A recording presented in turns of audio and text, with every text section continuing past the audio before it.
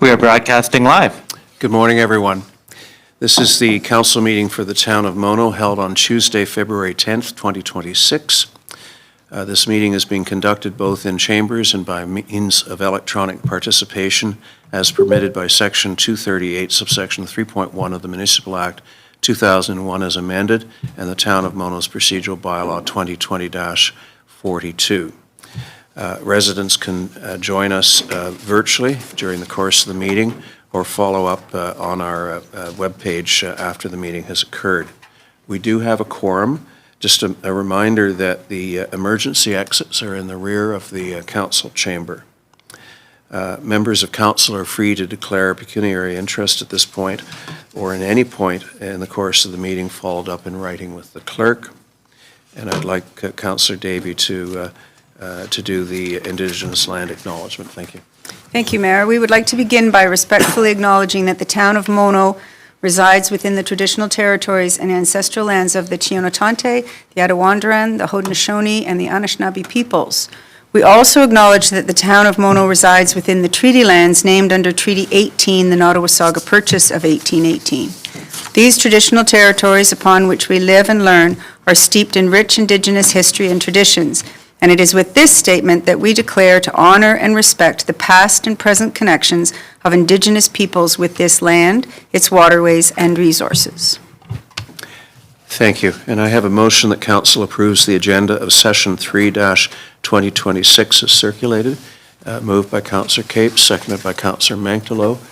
Any opposition to that? Seeing none, motion carries. I have a motion that council approves the minutes of session 2-2026 as circulated. Moved by Councillor Capes, seconded by Councillor Davey. Any discussion of the minutes or motion?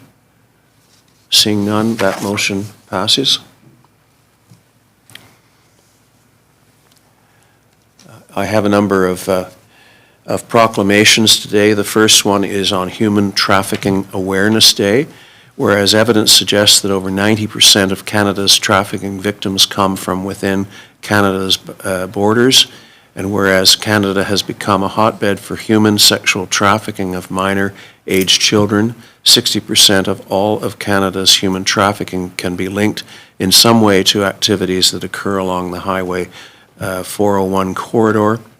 And whereas human trafficking also affects other highly vulnerable populations, including but not limited to the economically vulnerable, persons with disabilities, runaway youth, with disproportionate vulnerability for youth who identify as gay, lesbian, bisexual, or transgender. And whereas public awareness about human trafficking needs to reach broader communities and communicate more information about this crime, and whereas the Council for the Town of Mono is committed to helping educate the public and promote awareness about human trafficking, on behalf of Council, I do proclaim February 22nd, 2026 to be Human Trafficking Awareness Day in the Town of Mono. Thank you.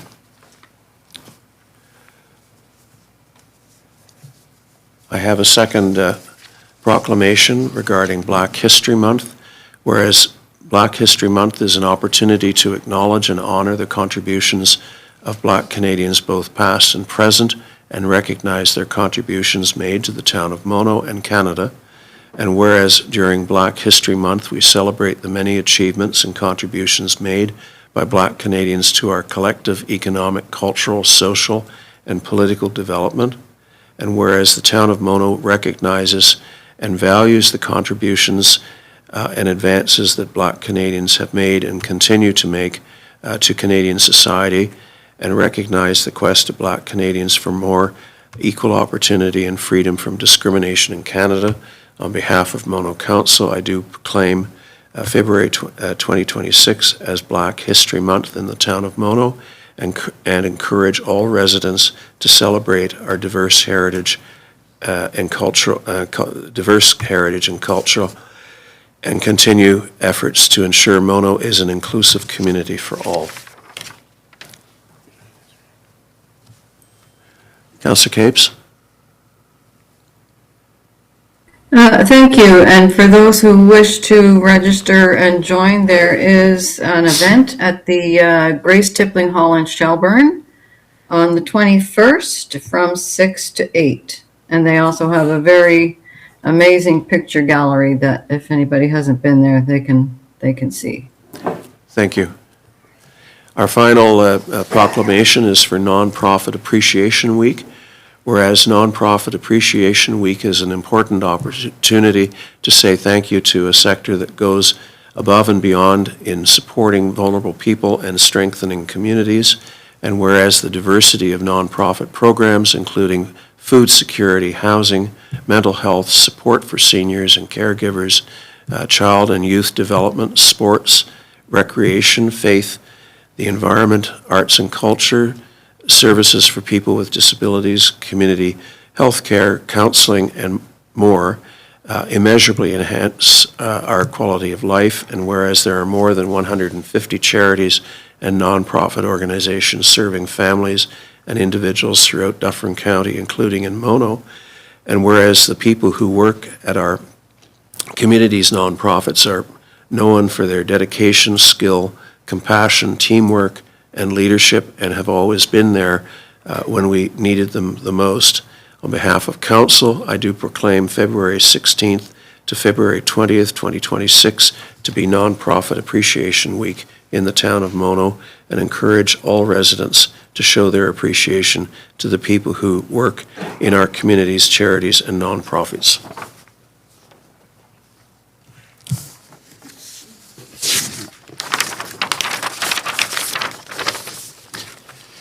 Your Worship, Mr. Marshall isn't here at the moment. If I can suggest we go on to question period and then come back to that when he arrives. I'm sure the roads crew is keeping him occupied on something and delaying him a few minutes. That's fine. We'll recognize him when he can join us. Public question period. I'm going to turn to the gallery to see if there's anyone here with a question. And if you do, if you could come to the front, sit in front of one of the microphones, activate it, and give us your name and your question.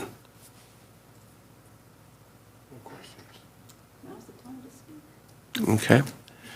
Fred, do we have any submitted questions in writing? We have one question, Your Worship, that came in late last night. So this question asks, and I'm going to read it word for word, and you'll understand why when I read the question. Last week, Mr. McCrae brought up a good point that the clerk should not be gatekeeping public questions. You allow 500, so all 500 should be made public record, as it might fill in some of the context. If you don't see my question, then you know it's been edited. And by 500, I believe he's referring to characters on an online submission. And I personally am not concerned about the length of questions myself. so when questions come in, Your Worship, they get put on screen like this, word for word, as received. However, when I read them myself, I may edit the question for clarity and context, and that might include providing a précis of any additional information that might have been included with the question. In the case of Mr. McCrae's question a couple meetings ago, I did read the question word for word, but I took his 100-word backgrounder and provided a précis of maybe 25 words or so. Keeping in mind, Council also had that question in advance, so I don't think there was any question about the Council understanding the nature of the question. And would any member of Council like to tackle the question that's before us? Is the tooth fairy real? Well, that part wasn't read to me yet, so I don't know. I didn't get Was that his question? What was the question? Well, this is a good example where I've elected to personally leave out some of the context of it because it doesn't really speak to the question about. So on this question, he was further added a comment about whether the tooth fairy was real or not, and if Council could answer that. I chose not to include that and stuck just with the primary question, which was, Are questions being edited, or are they even being excluded? I don't think we're the ultimate decider of whether the tooth fairy is real or not, but I certainly believed in the tooth fairy at one point in my life. Okay, we're gonna smile about it, but I think this is disrespectful. On the one hand, asking a legitimate question about the worry that perhaps things are being edited because you're putting them in online, and so then somebody paraphrases, and so you're feeling edited, then come to the meeting and ask the question here. We have question period at the beginning of every council meeting at 9 a.m. You don't have to physically come online if you have to work at 9 o'clock. I think to then turn this into something almost keyboard warrior type thing that I can ask a stupid question that now we've had the mayor answer, when really there's something bigger at hand. So no, clearly your question, Mr. Phillips, wasn't edited, because there it is in all its glory to see. But I think if you're going to accuse editing of happening, then you need to come and really partake, because it's not. I think we can move on. Any further questions? That was the only question received online in event, Your Worship, and Mr. Marshall is here. Okay. Is there anyone online who has a question for us? I see Val and Don Hawkins. And a hand up at the back now. Oh. Yes, sir. Come on forward to the microphone, please. Could you come forward to the microphone? That way people aren't hearing it and are online can hear you. And just press the button to engage the mic. Peter Dickens, Mono resident. Is that the only question you received? Yes, that's the only question that was submitted online in Because I event. submitted one yesterday, and it said it received it. Oh, so as opposed to a question, that was a comment regarding a matter that's on the agenda, so that'll be brought to council when that item comes up. Okay, We all all right. received your letter. Okay, thank you. Okay, thanks. Okay, seeing no other, Just a comment. yes, go ahead. Just for clarification for residents who are watching this later and so on, can you just reiterate again? So Mr. Dickinson sent a letter that I read and that we're going to refer to. But this question part is a different page on the website to fill out a question that's the 500 characters, correct? Yeah, we have a section on our website titled specifically to submit a question online for council. Periodically, though, we do get comments for something like a bylaw, in which case I handle them just like this one. I'll reserve it until it comes up on the agenda. So I believe Mike is here. Elaine's got her hand up. Oh, Elaine? Thank you. When you say we received a letter, we received an email. Correct.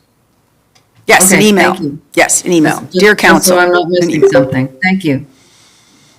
Okay. Matt? Oh, sorry, I did have a question. I had problems with my mic. Am I too late? Oh, Val, yes. Good morning. Sorry. Good morning. Hey, I just wanted to follow up with the Melancton Strata aggregates issue that's been ongoing.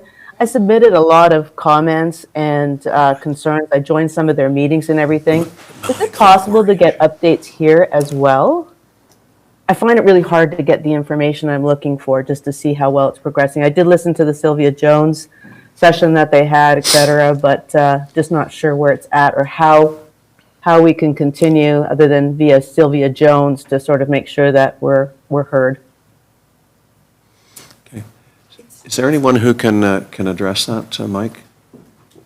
Yes, Your Worship. Val, as that's a Melancton application inside Melancton, I would first and foremost get to their website and something, if there's not information there, you could email their clerk. But I believe that they're tracking the application through the process with the province. Okay, thanks. I have been going to their website. I'll just keep following up then. Thank you. Thank you. Yeah, and I believe we've taken a position on that application. Thank you, Mary. Well, yes, we did, and Val, it's not that it doesn't affect Mono. We are aware that it affects us all in Dufferin County, and perhaps even beyond, to be honest. But it's not on our particular business as to how the updates and their legal stuff is going. So we are, just like you, beholden to when you get the information, then we can respond to it, which we did. But nothing, you're not missing out on something that we have that we're not telling you about. Okay, thanks. Yeah, it's hard to keep track of it all. It But is. Thank you. It is, and especially with the provincial commenting agency, which has been criticized by the auditor and others for not being terribly helpful or useful. Very true. Your worship. Yes. It's right on their homepage at the Township of Melanchthon website, Strata Aggregates in the top right-hand corner, and it's got the updates, and it's got a click here button for the most up-to-date information. So that would be what the town of Mono should deem to be the appropriate location for information. Thank you. So the next item on our agenda is the 10-year service award for Mike Marshall. And Matt, maybe you could set this up for us, and then we'll present the document to Mike. Yes, thank you.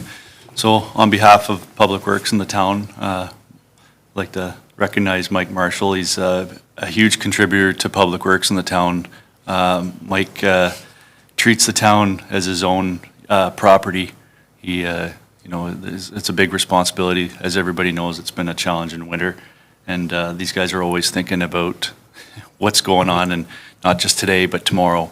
So he's a huge contributor to the department and the town. And yeah, I'd like to recognize him, and everybody give him a hand and get up and get his 10-year award.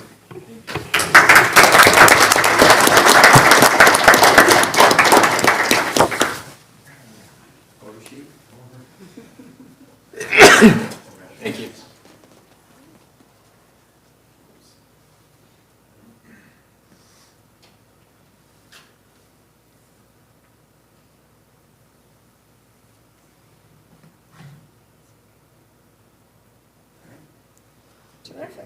Thanks a lot.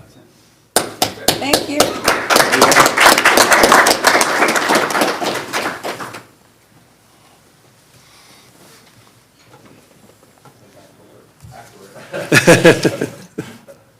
Thank you.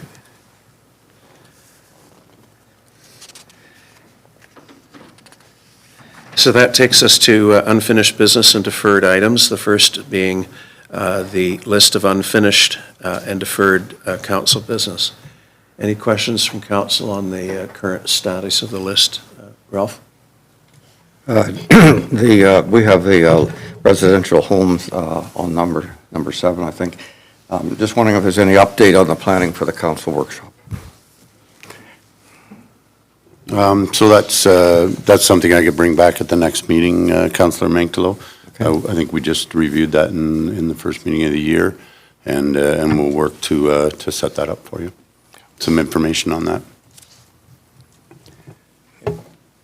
Anyone else? I have a question regarding the item that is titled Committee of Adjustment Procedural Bylaw. And the status is second review scheduled for January 2026. Has that occurred? And if it hasn't, will it occur shortly? So the plan was for the clerk to bring that back to the first Committee of Adjustment meeting that's scheduled. And unfortunately, we've had no applications to this date, and we're still working through a current application. So once we receive a formula or a firm application, we'll make sure that's on the agenda as well for that night meeting. Okay. Yeah. Thank you. The next item on our unfinished business is the noise bylaw second reading, and that's a continuation of a long process with substantial public input and substantial interest from the public, as evidenced by the turnout here today. I'm assuming you're all here for that. So, Fred, where are we at with this, and what is the suggestion for going forward? So as council saw in my most recent report, when this bylaw came back a couple of times last fall, council had asked for a couple of minor changes and had a couple of questions. Those questions were put to Mr. Dre, the town prosecutor. What you see before you now is a bylaw that incorporates his answers or recommendations on council's questions, plus the couple of minor changes that council requested. That other than those few changes, there's nothing else council has asked to have changed or amended to this bylaw. So if it's at a stage or a state the council is satisfied with, council can give second reading and, if they wish, third reading here today. That's up to you. As has been noted, we've received a couple of more comments online. You've received one of those. I emailed one of them to you, but I can read both of those comments out because you haven't received the other one because it came in later. So you had a comment from a resident saying, I can appreciate the occasional need for a noise bylaw, except for events that most would support, such as the Orangeville Fall Fair, but I would love to see a ban on noisy fireworks. This kind of noise is traumatic for pets, livestock, and wildlife. And that's the one you received by email, and I had included a comment to council that our fireworks bylaw permits fireworks on 2 days a year, and that's it. And not even 2 weekends, 2 days a year, Victoria Day and Canada Day, which is the reason why it's not included in the noise bylaw.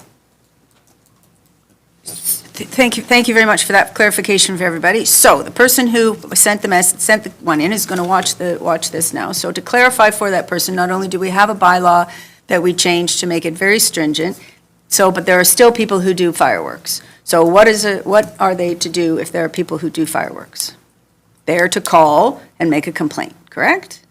Yeah, if there's fireworks outside of those 2 days, then that's contrary to the bylaw, and a complaint can be filed. Because we can only control things, bylaws can only be enforced when we have an actual complaint about the bylaw. The law's there, everybody's supposed to abide by it. We don't patrol to make sure on Saturday nights or go over by weddings to see whether somebody's going to put off some. Though it would be nice if we had the staff to do that, we don't. So we count on people, and just to reiterate one more time for people, how is it that I make a complaint when I'm so frustrated at 10 o'clock at night that the fireworks are going off next door? What do I do? So if it's a complaint for a bylaw, we have an online complaint form that you'll submit. That, of course, will be reviewed during business hours. If it's a matter that you feel is of public safety, and I stress public safety, then that's a phone call to the OPP. Thank you. Okay? Fred? Isn't there an enforcement issue with the fireworks bylaw, as there will be with our gun discharge bylaw? Because if someone's setting off fireworks, If we it adopt passes. one. I mean, if someone's setting off firecrackers at 10 o'clock at night and someone fills in the complaint form, our bylaw enforcement officer, I mean, we can't, I don't see how we legally can lay a charge. Right? I mean, I don't know, I'm not a lawyer, but unless our bylaw enforcement officer gets to the scene and sees it, or if it's a noise issue, hears it, there's nothing really that can happen. Well, we have to be able to take evidence to court. So if there's evidence in the case of fireworks, if there's evidence that we feel can support going to court, but we can request or suggest that a resident appear as a witness. We can't order them or force them, but if a resident is able to give firsthand evidence that they witnessed it and is willing to do so, that can be introduced in POA court. Okay. Okay. Just and a follow-up just to that is that I always hope everybody's just going to get along and be nice to each other. And so I assume that maybe if you're busy doing these things, you're doing them because you don't think you're breaking the bylaw. And so the hope would be that it wouldn't be fruitless to have our during his, because we only have, it's a part-time thing, right? We don't have a bunch of full-time people on staff doing it, but that when they get when during business hours, they get the complaint, the contact, and educate the person, right? And so maybe for some, that will be enough, right? So just to the issue of the noise bylaw, if I could say a few words. To start with, we already have a noise bylaw. One exists.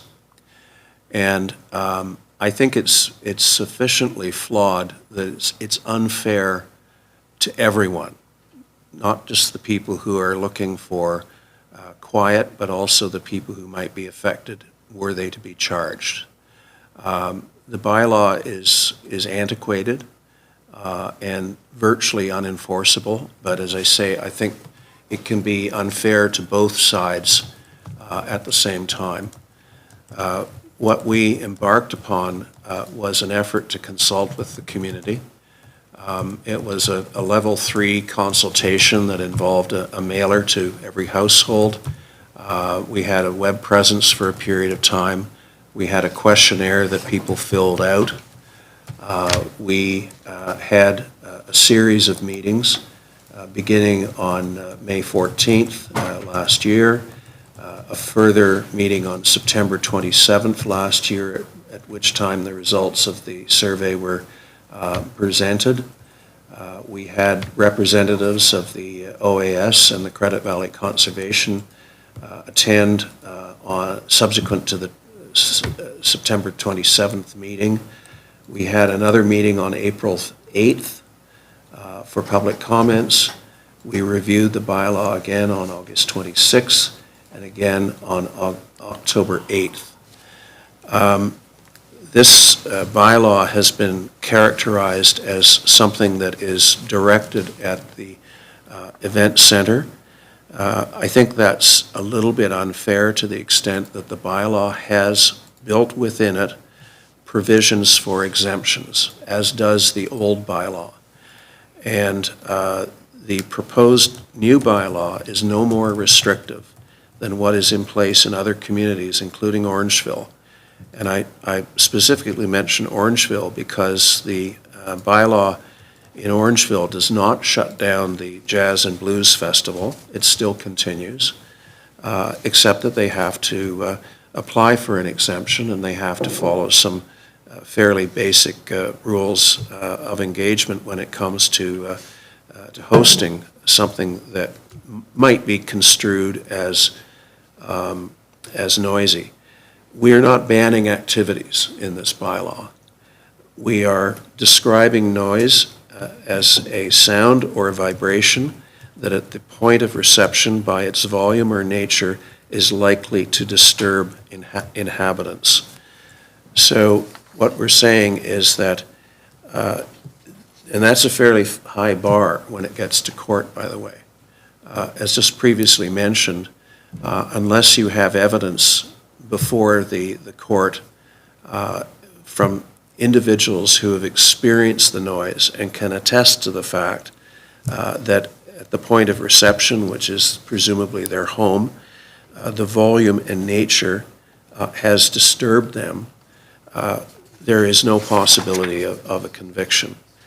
The Orangeville bylaw has a special events cutout, but the application for that is very clunky. I mean, our bylaw is much more straightforward, and the Orangeville one is surprisingly complex and difficult.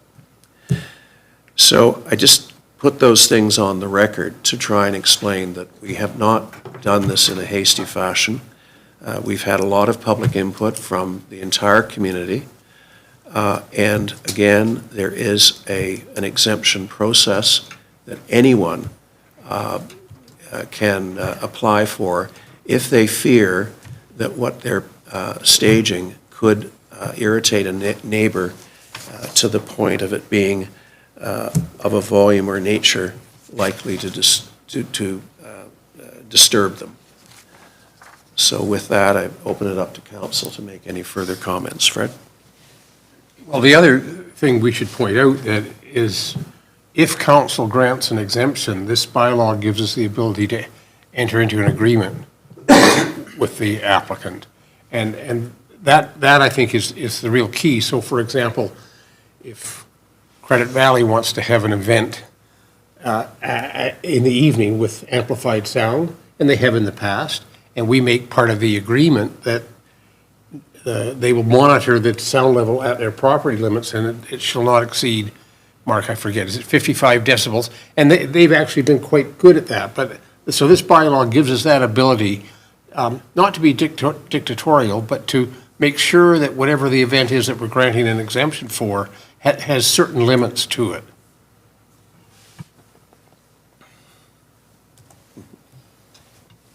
Thank you, Mayor. That's a good synopsis of I was just wondering, when we actually said because 2024, it's now January 20, or February 2026, so we've been doing this for a long time, really turning our heads to it and taking in a lot of public comment on it.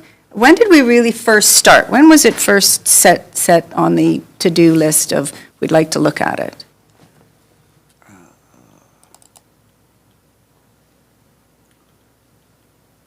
In 2010.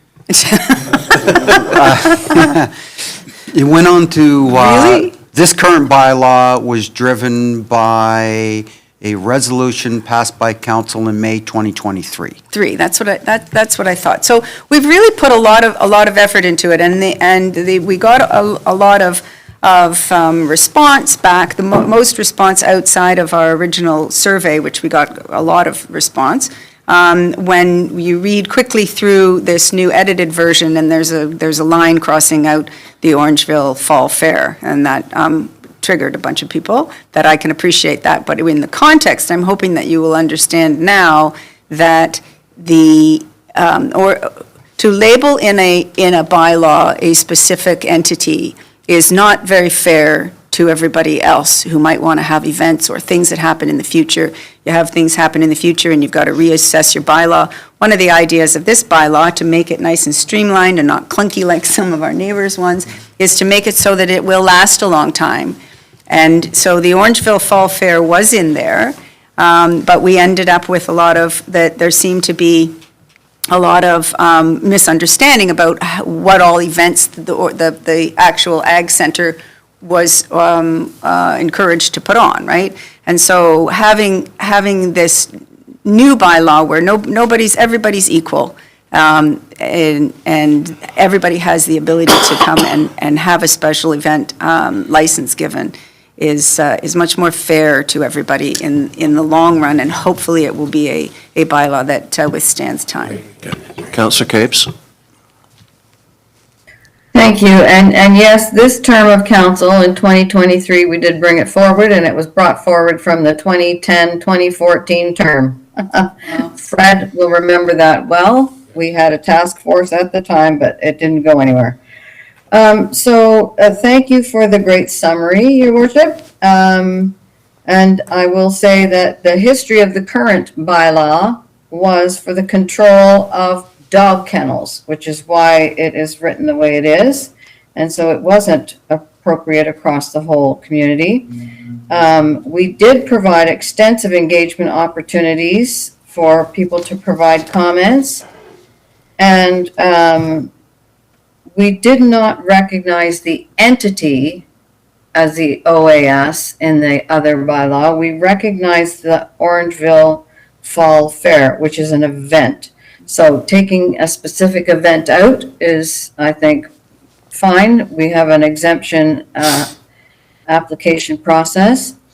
I went and looked at the town of Erin's noise bylaw because they are similar, and they have a fairgrounds right downtown, right in the middle of the residential and rural or urban area, and nowhere does it reference in their bylaw that their agricultural building is not allowed to do anything. So I just wanted to look at that.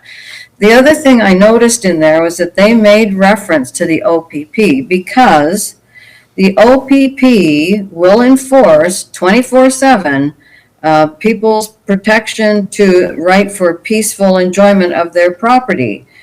We make no reference of that, but people should be aware that that is an opportunity for them to take advantage of, is to call the OPP if you think there's something going on that shouldn't.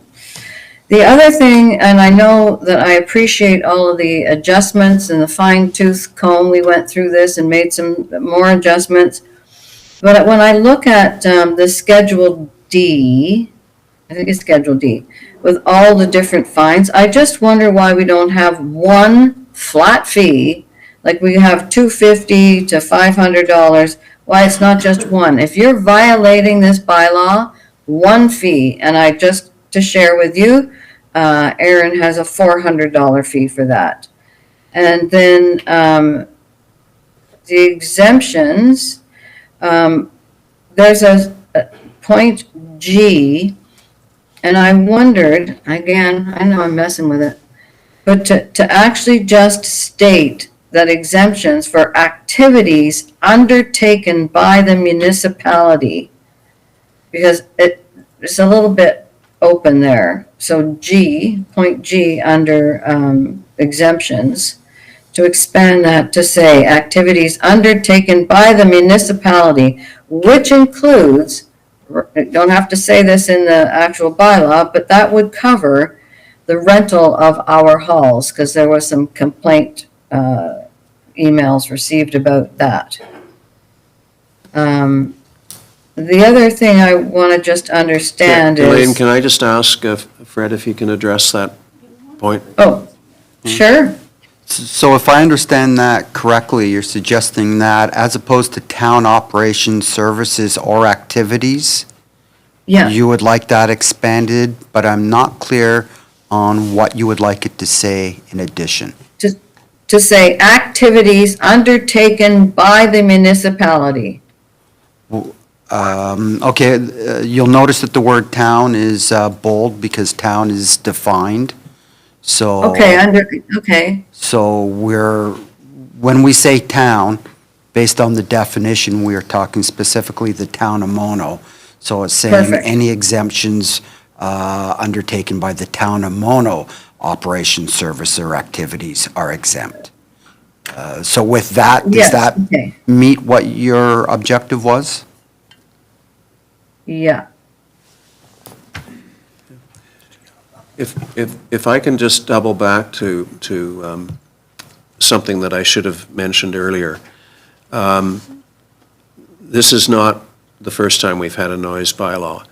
This bylaw extends prohibitions already in place, such as the persistent barking of dogs, and I think, Elaine, you suggested that the bylaw was constructed to address a kennel problem back in the 1990s, as I recall. Well, it was initiated from that. And we greatly simplified from previous versions such that we now only have 3 limitations in terms of time of day for certain activities.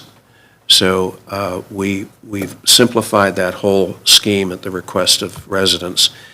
And finally, and I think this is very important and it will be of interest to the Agricultural Society, we have specifically exempted such things as normal farm practices, something that we missed in the first writing. We also exempt snow removal and, of course, any special event sanctioned by council. In other words, something that is the result of a specific application. So this bylaw has come a long way from, the first version. Yeah, thank you, Your Worship. And yeah, so I guess in its short form, the town operations, services, or activities is excellent. Can I just make a point on that one, Elaine? Because I read all of the letters that everybody sent, And one of the things in there was an objection that that the town had just, exempted themselves, and it's ourselves, and it's not they, and that the key there is that anybody who has an event at our rentals and so on have contracts and agreements that they must abide by as well, and so there's an extra layer of a check on the town quote activities, right? And of course, then the reason why we want to say what we just said about the three things, what was it, operations and services, that is the snow stuff and the grading and things like that, operations, right? That's why that's in there. Yeah, okay, thank you. And just to provide a little bit of historic context, the exemption for the OAS came at a time which many people would argue was such that the fall fair was very different than it is now. And it's a blanket exemption. It's one that the envelope was pushed, in my opinion, by the after-hours party, which really was, in my personal opinion, something that should not be countenanced in a provision that is attempting to deal with something as laudatory as a fall fair. So this is trying to put a little bit of structure back into the regime. We control the events that occur in our halls. We have the ability to, but you cannot control in the situation of a blanket exemption that spans a number of days, and there's no time parameters, and there's no. We were completely caught blindsided, by the way, by that after-hours party, and that was very troubling, frankly, to some of us.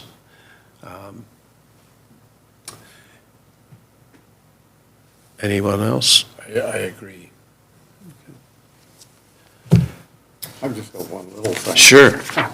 This is just for clarification, and it's under the definitions, under motor vehicle. I'm not clear on what the difference is between a motor-assisted bicycle, which is and a power-assisted bicycle. One is allowed and the other is not. Fred, it's under exemptions, motor vehicle.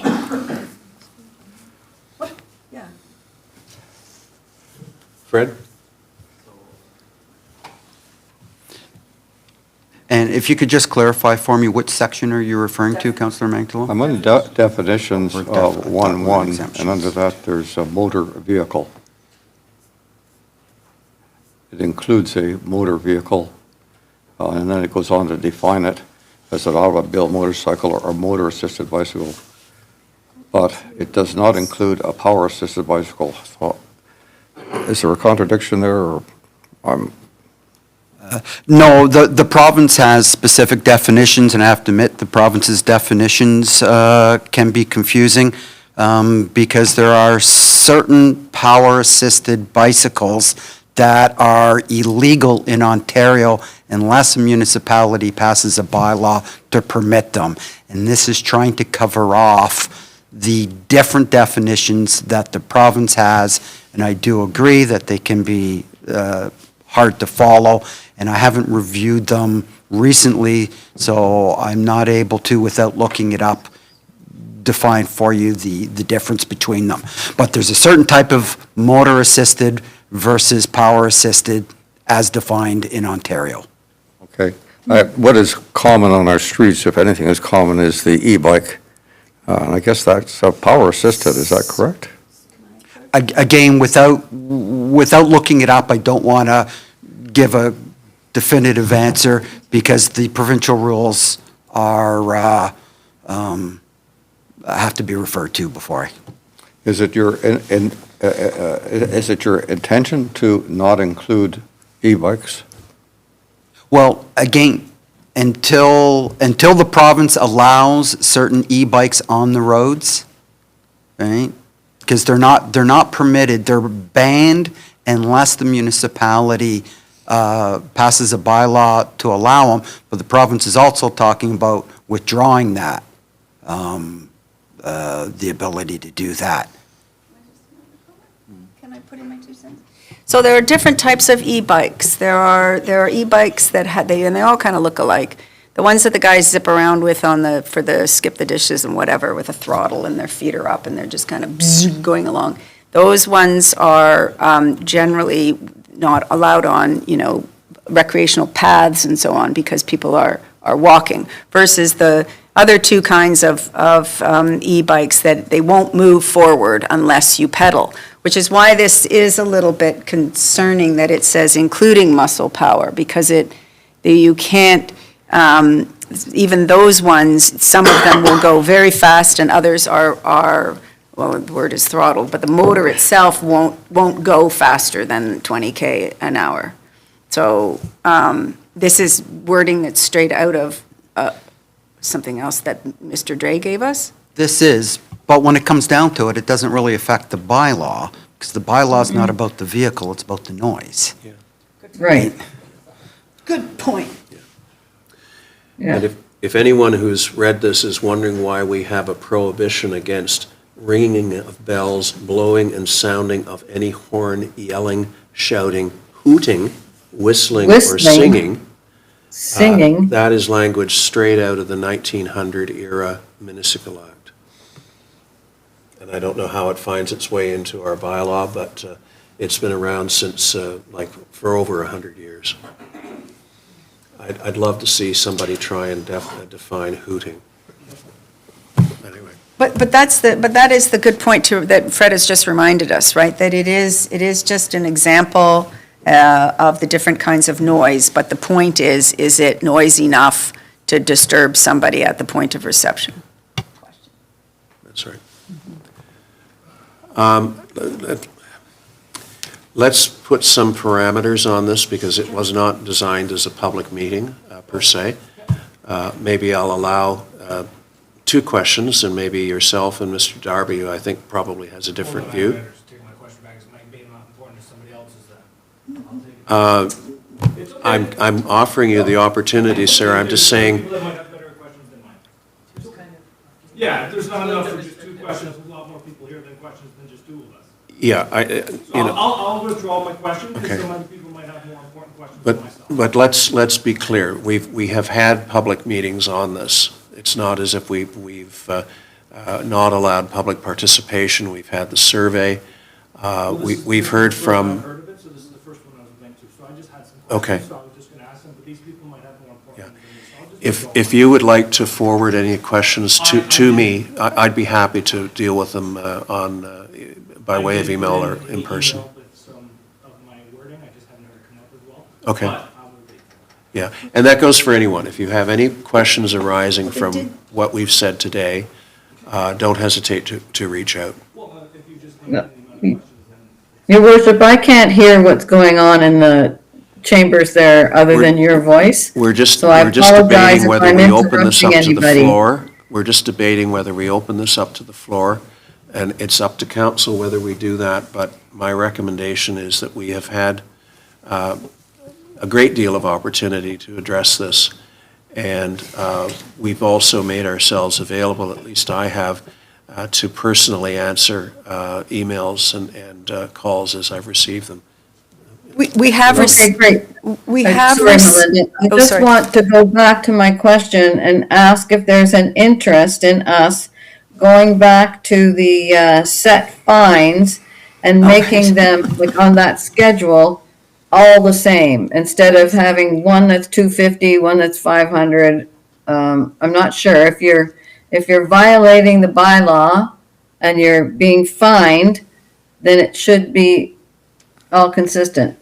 Maybe Elaine, Can I suggest that we go ahead with the schedule as suggested, and we can double back and see how it's working or not working? Because I've seen Sure. schedules from other jurisdictions, namely Orangeville, where it's not simply 2 levels of fines, it's 22 levels of fines. very Well, for confusing. instance, Erin is just one. It's $400. It would be nice if everything was so simple, but.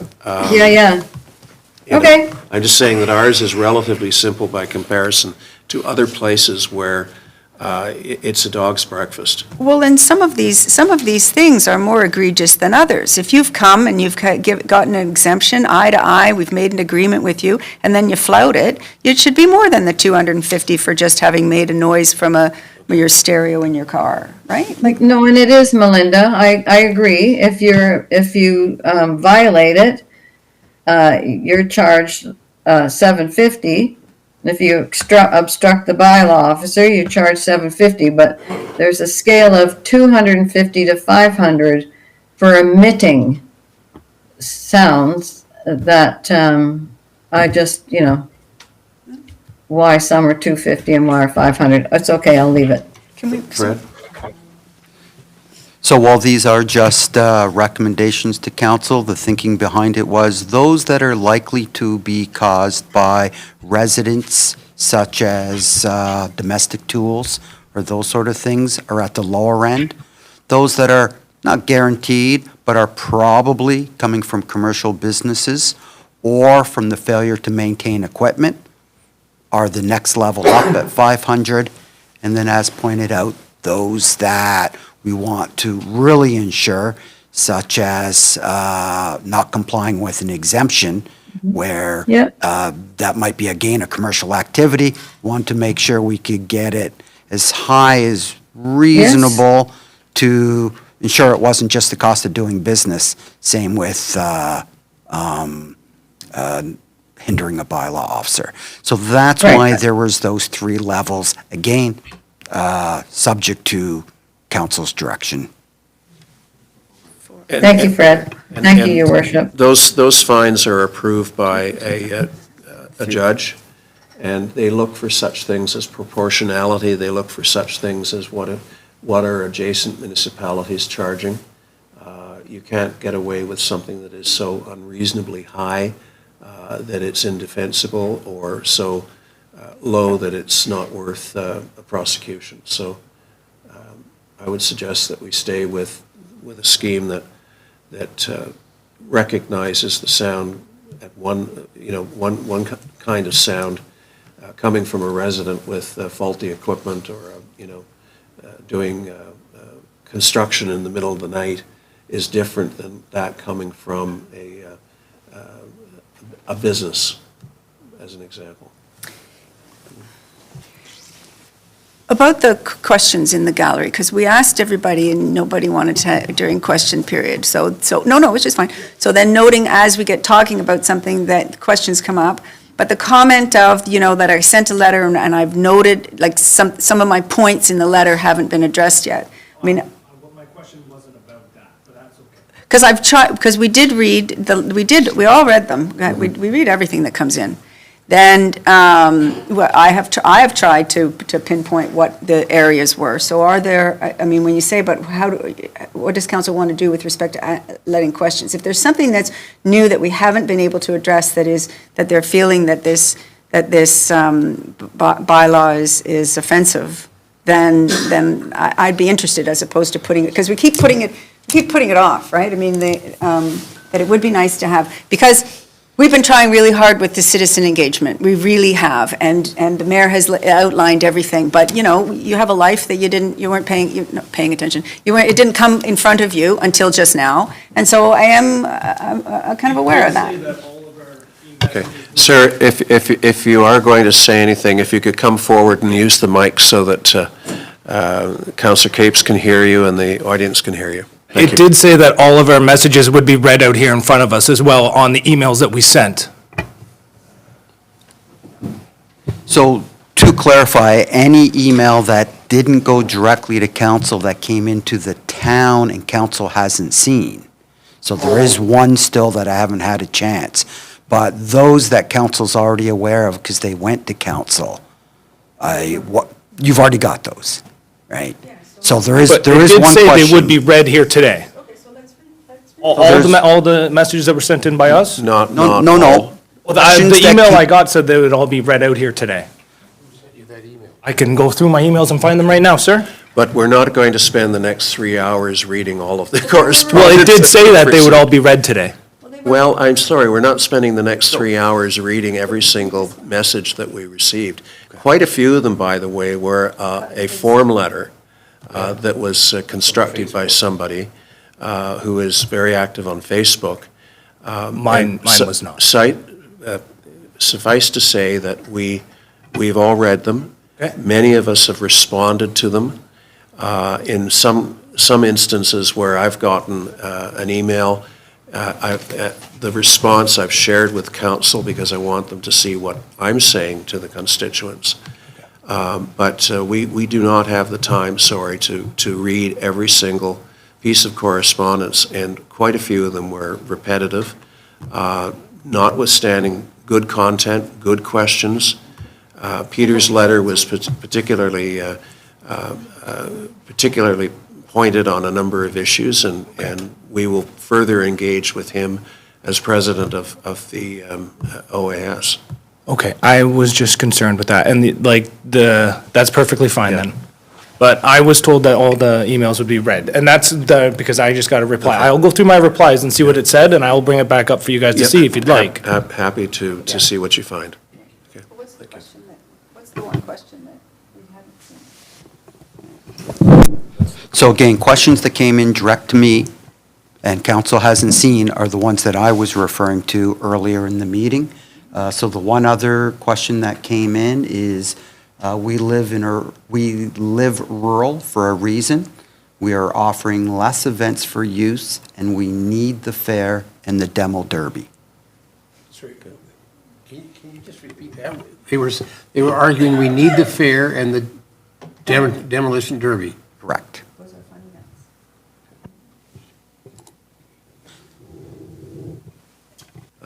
Peter? I have some comments. Again, if you could engage the mic. Yep. My name is Dave Harburn. I'm the president Oh, of sorry, the... Dave, my apologies. I'm sorry? I called you Peter. Yeah, sorry. No, I'm Dave Harburn. I'm the president of the Orangeville Lions Club. Yep. And I wanted to be here today to express some concerns. My understanding is that with the bylaw as it's currently written, that the OAS is concerned about their financial viability going forward. That is a big concern to the Orangeville Lions Club because one of our actually single largest fundraising event every year is the Home and Garden Show that is conducted at this facility. That event creates great benefit to the community in at least three ways. One, it is a community event. There's 5,000 to 6,000 people attend this event. It's a social event. It's a community event. People go to meet their neighbors, their friends. That has tremendous benefit for the community. Secondly, we rent booths to about 180 entrepreneurs. I'll be brief. Okay. But please let me finish. We rent booths to about 180 entrepreneurs and small businesses. They support us every year because many of them tell us that that event is how they secure most of their orders for the year. So it's a tremendous commercial benefit to these people. And thirdly, through this event, we raise annually anywhere from $30,000 to $50,000. All of that money is then donated to various charities in the community. So it's a big concern to me when our partner who hosts that event tells us that their financial viability is going to be jeopardized by this bylaw, which in turn is going to jeopardize our event that creates tremendous benefit in the community, not the least of which is an annual charity giving of $30,000 to $50,000. So, you know, this is about the law of unintended consequences. And I understand everybody's desire to achieve the goals, but let's be careful that we don't inadvertently cause a lot of damage. Councillor Capes, thank you very much. Thank you. Yes, thank you. And I'd like to understand how your event actually is a problem for the noise bylaw. It's not. It's not, I don't believe. It's never Okay, been, no, never I been just want a to make subject sure of that any that's on complaints. record, that yours is a fully contained event, and yes, everybody enjoys it, and thank you very much for bringing that here. I would like to offer, in a friendly, respectful way, that you take this to the actual board at the OAS. They are responsibility for the viability of that center, and for making sure they bring in the events that will support that viability. So I would encourage you to take that to them. Thank you. I'm going to put a motion on the floor and focus discussion on the wording of the motion, and then call for a vote. I have a motion that would give second reading and third reading and final reading to a bylaw to prohibit and regulate noise within the town of Mono, that it be signed by the mayor and clerk for the town of Mono, sealed and engrossed in the bylaw book. Do I have a mover? Councillor, Deputy Mayor Nix, seconded by Councillor Mangtalo. Is there any further discussion of the bylaw in its current form? Melinda? So I haven't been around since 2010, but I have been around long enough for there to be some changes with respect to the, another center in Mono, the CVC, and the events at the amphitheater. And during the time, things have evolved a little bit, but that there was a process in place where they would come, because the Orangeville Fall Fair was always in the bylaw, so there was never a discussion about whether the fair was going to go on or not. And the Derby and the other, well, no, the Derby's part of the fire, but whatever, the other events that people have complained about the noise, just kind of happened without us knowing. But the CVC needed to come. And they came and they were granted, and I gather the events were terrific and people really enjoyed them. And then money got tight and there was a, can we now have more events? And it was a, whoa, we ended up saying no, and we needed to look at this. I am thinking that I was thinking that would be the thing that would happen with the Agricultural Society, that yes, we are alive to the fact that everybody needs money. The town of Mono needs money.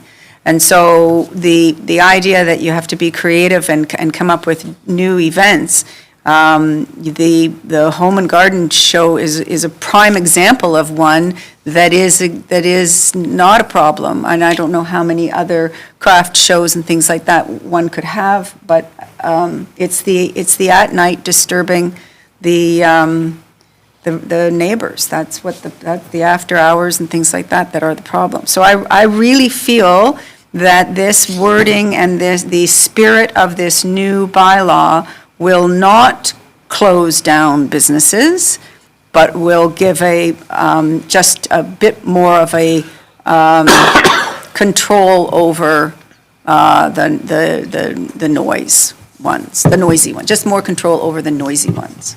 That's the hope. Any further comments? Any question? Ralph? Yeah, I don't really think that this bylaw is going to limit the OAS or your garden show. We're very interested in these events as well. We're just trying to put some parameters on this which will be acceptable by the people in the community. And I think that this does this. When either CBC or OAS come forward and ask for an exemption, or they ask for a permit, you're going to find that the council is very, very favorably inclined towards the events. We're not anti-event by any means. Thank you. Thank you. And Ralph makes a good point. It's council's decision under our proposed bylaw as to whether we grant an exemption. In the case of Orangeville, as an example, the decision is made by staff, and subject to appeal to something they call a tribunal, and I don't know what that is, frankly, but Ultimately, council takes responsibility for the decisions that it makes. Elaine? Because you brought that up, Your Worship, that is the same in Erin. The exemptions are granted by the clerk. I'm not going to put that pressure on our clerk. Anyway, so I just want to say that in keeping with why I chose to run and sit at this table, one of my promises was to respect everyone's rights to peaceful enjoyment of their property in a manner that preserves why we all choose to live here. This is not the downtown Toronto atmosphere, and that's a great atmosphere if that's what you want, but that's not what we chose to live here with. And so this will help us in preserving that. And I thank the clerk for all of his patience and diligence in getting it to its final form. Yes. Thank you as well, Fred. This has not been an easy journey. So if there are no other questions, I'm going to call the vote. Any opposed? All those in favor? And it passes. Ralph, your mic's on. Maybe we should have a quick break before we go in camera at 10:15. Well, I was hoping that we could knock off the next item. I was hoping I could fill my coffee cup up, but that's another matter. Okay. So we need to be back at 10:15 sharp for an in-camera with our council. So we'll take a break.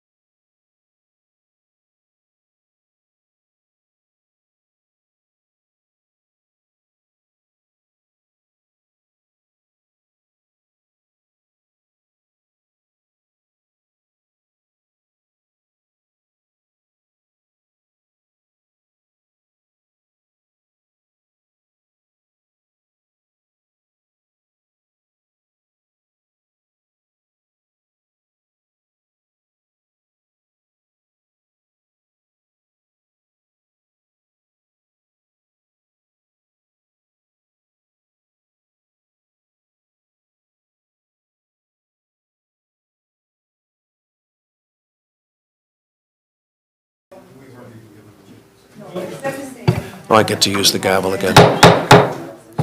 You gotta start going there.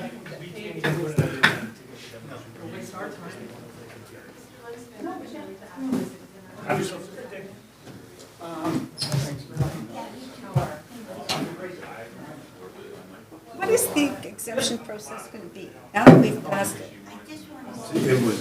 I read it just now. Thank you for hearing And so- us out Yeah, and oh, no. receiving all our letters and that. Yeah. And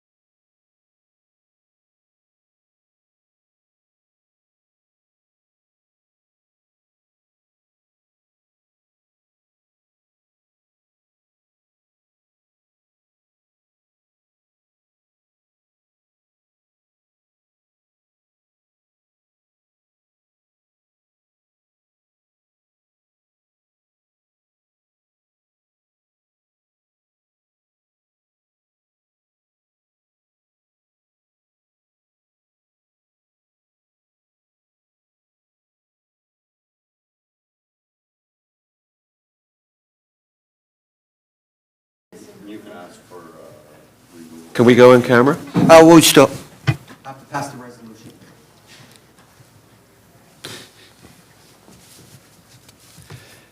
Okay, just give me a moment.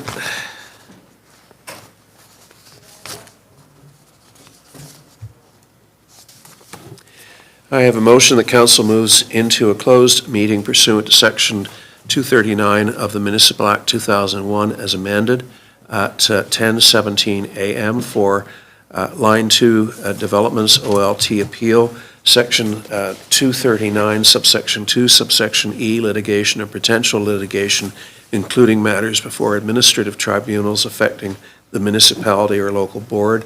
And number 2, Shelburne and District Fire Board, Section 239, Subsection 2, Subsection K, a position plan, procedure, criteria, or instruction to be applied to any negotiations carried on or to be carried on by or on behalf of the municipality or local board. Do I have a mover for that? Deputy Mayor moves, seconded by Councillor Capes. Any opposed? And that motion carries. If we can go in camera. Okay, Andrew.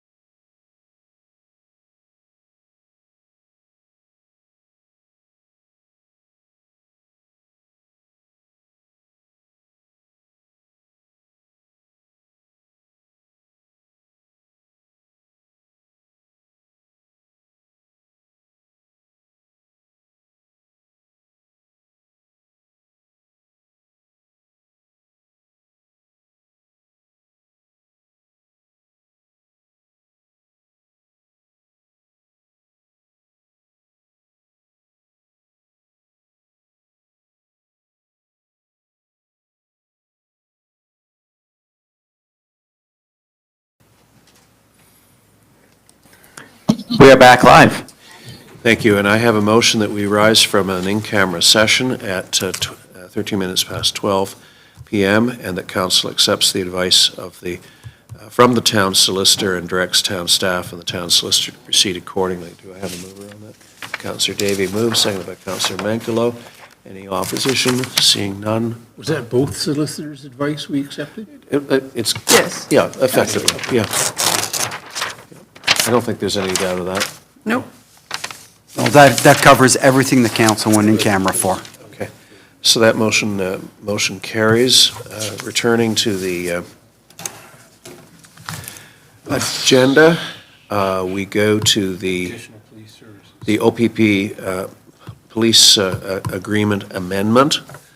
And do you want to speak to that, Fred, or I can speak to it? So we had a meeting with the OPP to address concerns about the complement, whether we were dealing with one FTE or 1.25 FTE. It appears that they are facing challenges in terms of staffing. I was pretty adamant that we should have no decrease in service. I think the resolution that we arrived at, subject to what Mike might tell us, is that we have this amendment confirms the 1.0 FTE, which they can provide very quickly. And then any service over and above that could be done through paid duty if the monies are available within the envelope that has been approved of by council for purposes of the OPP budget. Les, does that square with your understanding, and Fred? That is correct, Your Worship. And I think that's a good resolution. I climbed down from my high horse and I've gained a better understanding of the paid duty and how that can be made to work. And there is an argument that it may be a little more economical as well. Thank you for the summary of that, but when I was reading through it, and I read it all, that's yes, but where, there doesn't seem to be a real guideline for the paid duty in the resolution. It all just is, you know, that it's there and you could use it or whatever. So how will that get triggered? How do we know when we're going to need more? And the FTE, the FTE, does that work that there's one guy now, Bob's going to be our guy, or does it get changed between people? I think it's a combination of both. I think it's, if they can provide us with an individual, they will, but absent that, they will spread it around. And the FTE is really only if we trigger it. In other words, we have to request. For the paid duty. Paid duty, I should say. It's only if we trigger it, and we could do so, for instance, on long weekends, and we can also do it in specified spots. Fred, am I speaking correctly on that? Yeah, when it comes to paid duty, I think that council might just give general direction to staff on either a dollar amount or the type of times and locations that they're interested in, and whichever way council wants to go. So if they set a budget and then council or staff would come up with the paid duty to use that budget and not go over it, or council would say, well, this is sort of what we want. We want long weekends at one or two locations and go out and do it at, let us know the cost. We could do both, actually. Right. So some general direction from council on what they're looking for, and staff will just go out and make it happen. I don't think we need to do that for paid duty today. I think we need to I just get wondered the when. commitment. Yeah. I just wondered when that would come about. Yeah, I think we'd be looking at probably the better weather, you know, and long weekends coming up in the summer would be typical things that you would invest in for purposes of paid duty. Elaine?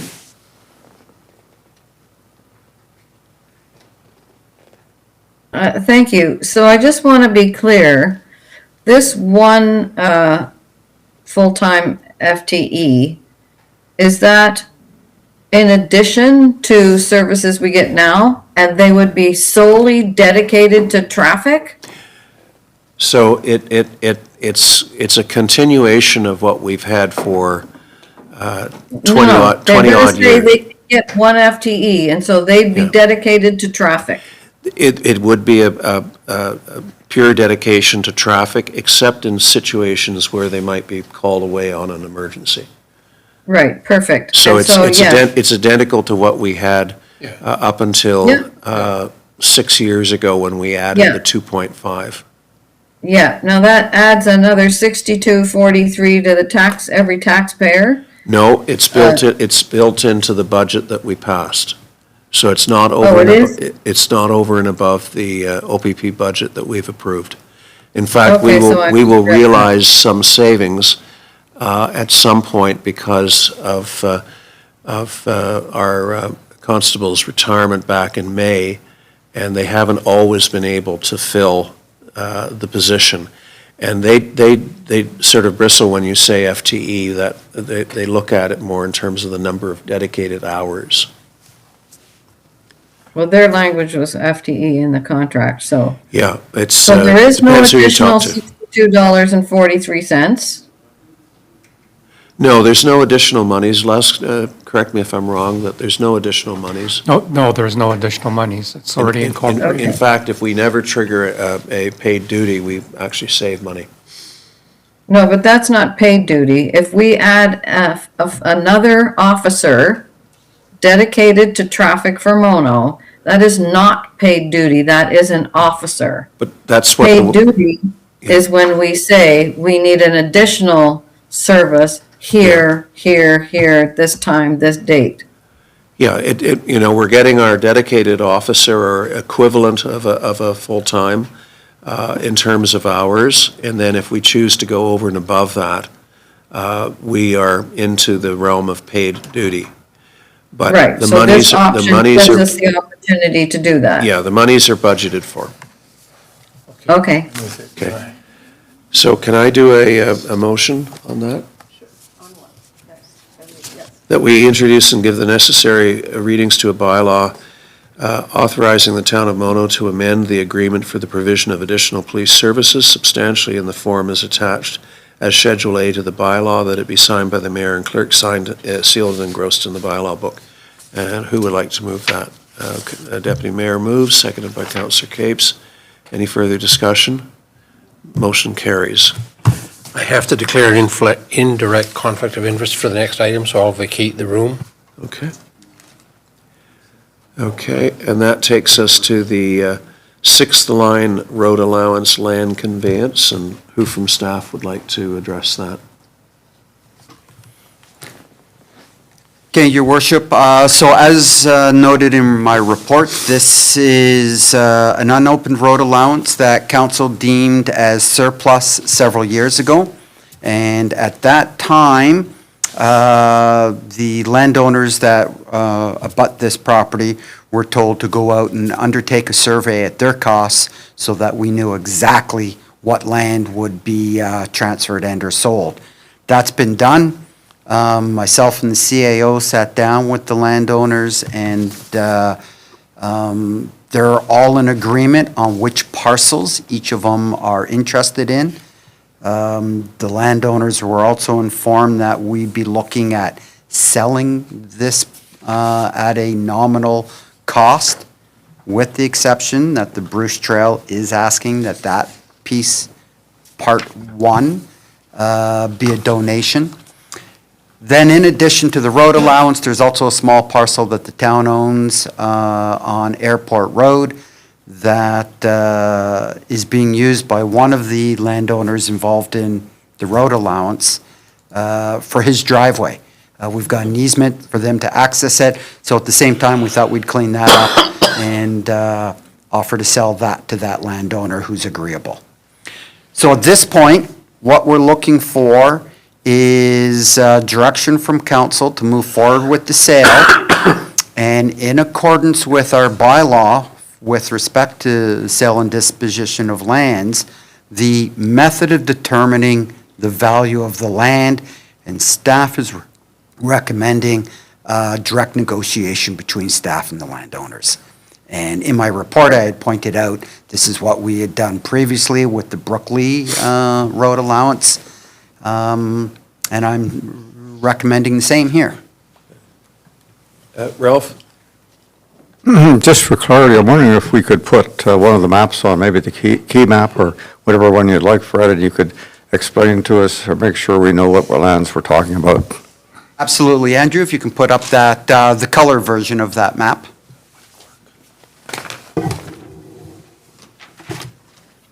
So Andrew, if you could zoom in at the top, start at the north, zoom in on parcel A. So parcel A is part of the northern portion of the road allowance, and that's the land that's discussed with respect to the Bruce Trail. Parcel B is the land that is being suggested to be, or being agreed to be received by parcel G, being Mr. Van Stralen, which council met at the first public meeting. Parcels C and D. Parcel C is the remainder of the road allowance on that lot in concession, and that would be transferred to the property to the west. And the parcel that Fred just mentioned with respect to the town owns that portion as well, which is has an easement in favor of the parcel E to the west. So C and D would go together to go to the west, providing the owner with frontage along Airport Road. And you can see the driveway on that portion of land that the person has an easement over. And then parcel E to the south, Andrew, is to be shared with, to be transferred to parcel J. Or sorry, parcel I is to be transferred to parcel J. Where's E? E was the land to the west, the bigger parcel, the 100-acre parcel. All right, so please repeat that. So E receives C and D. Yeah, G receives B. yep. J receives I. And the town retains K, which is a six-line road allowance, where we do plow. We do plow in there already. And J, is that remains, J's owned by one of the individuals, and it receives I. sorry, owned by who? Owned by, we doing names? Mr. Avoiding names. Yeah, J is owned by a landowner in Mono, and he would receive I. Okay. Question, was the surveyor sober Exactly. 150 years ago when they did that?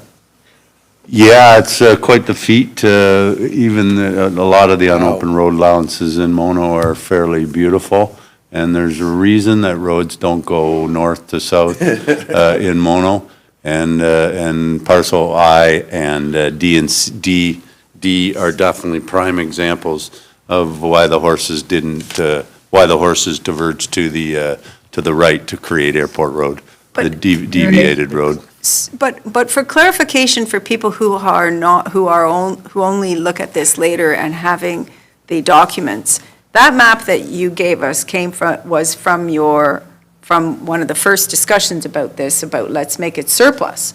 But in your report this time, you put in planner's stuff, where there were no A, B's, J's, and I's. It was part ones and twos, and not only part ones and twos of whatever we're discussing, but also they also had other part ones or twos of a part three of a different plan or whatever. It was- So Andrew, if you want to bring up the reference plan, so a Extremely sketch. difficult. So a sketch is one thing, a sketch is one thing, that's for sure. This guy here. Yeah, so part one is, Andrew, maybe you can split screen. Part one is A, Is Bruce Trail, part one. part two is B, Yep. part three and four is C. And then Andrew, if you could zoom in right on the center of that. You can see part two, plan 7R, 1640, oh, a little lower, Andrew. Parcel D is generally everything in the center of the screen there. You can see the two strips of land that progress. Those are the easements. One's a hydro easement, and one's the right-of-way for the homeowner. If I had a And so then. laser beam. Yeah, right. And But anyway, what you're seeing now is the actual land surveying plan that depicts the sketch that I talked about earlier. So part 5 is J, right? Part 5 is I, Yes, and perfect. J is not on there because none of the other properties are on there now Right, the because. J is, there was because the the I. transfer, it's Part more 5 about the is the I. transfers now. Right. So that's why you get, that's why it gets confusing, because you don't get an aerial photograph underneath it to put it into context. I did have my Google map out, I'll tell you, and I finally did look up the old document to get the A's and B's or whatever. but- Okay, very good, very good. And what is council's wish, or do we need to settle the issue of the donation today? Yes, we do, that's the request. What is the, That's the request, thoughts? bold. It's a nominal thing, and again, as we this morning had a principled discussion about bylaws and so on, that perhaps naming individual people is not fair to everybody. If we're asking the landowners to pay a nominal fee, then this is a very large landowner who why should they be treated differently, is my point. Okay, Elaine? Yeah, thank you. I agree with that statement. And I'm going to say, when we talk about equity and we talk about consistency, if it's pay for land, it's pay for land. Ralph, anything? No exemptions. No, I disagree with both of you in that. I understand your thinking. The Bruce Trail is an organization that produces trails for the public, and I'm quite supportive of them. I don't see any reason for charging them for this. I don't understand also, just as an aside, why the landowners, adjacent landowners want Part 2 and 3 and 4 and 5. Why would they want these parts? Well, it expands their properties, it gets that road allowance out of there, which technically, I guess someone could go up it. A couple of the property owners, their setbacks are pretty minimal to their current lot lines, so this would improve setbacks. All of things that are positive to the town and of course, it's also beneficial to the town on just not, having the landowners responsible for Worry this about land. If it's beneficial to the landowner, why wasn't Part 5 carried all the way down to, it's a southern extension? It's a road. It's a road now. It's a road. And It's a road, and there's a cul-de-sac at the end of it. you plow it. Yes, And that road is plowed for what purpose? access to the two properties to the south. Okay. Okay, and so that's not an abandoned area.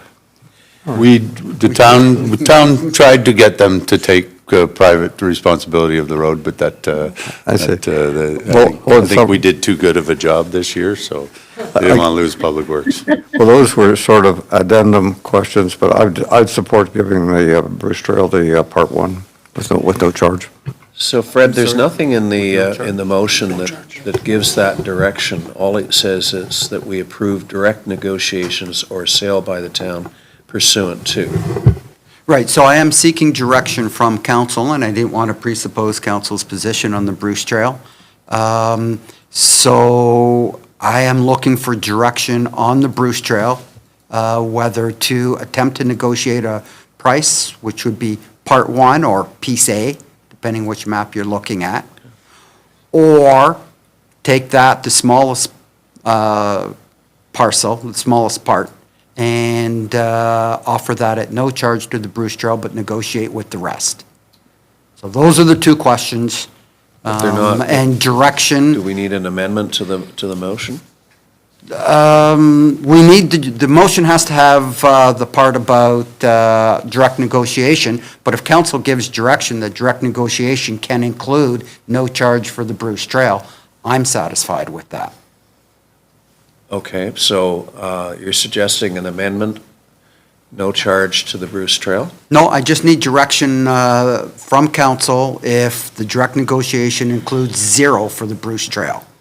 I think the problem is that I'm anticipating here that if it's a motion to donate, with just 4 of us, it may fail. And so be it. On the other hand, I think it should be part of the motion. Okay, what about 2 motions then? One motion on the direct negotiation and 1 motion on a donation. Why don't we deal with the master motion first, and then Agreed. we'll deal with a motion on the Bruce Trail component. Okay. So if there's no further questions or comments, I'm going to read the motion. It's a little complicated.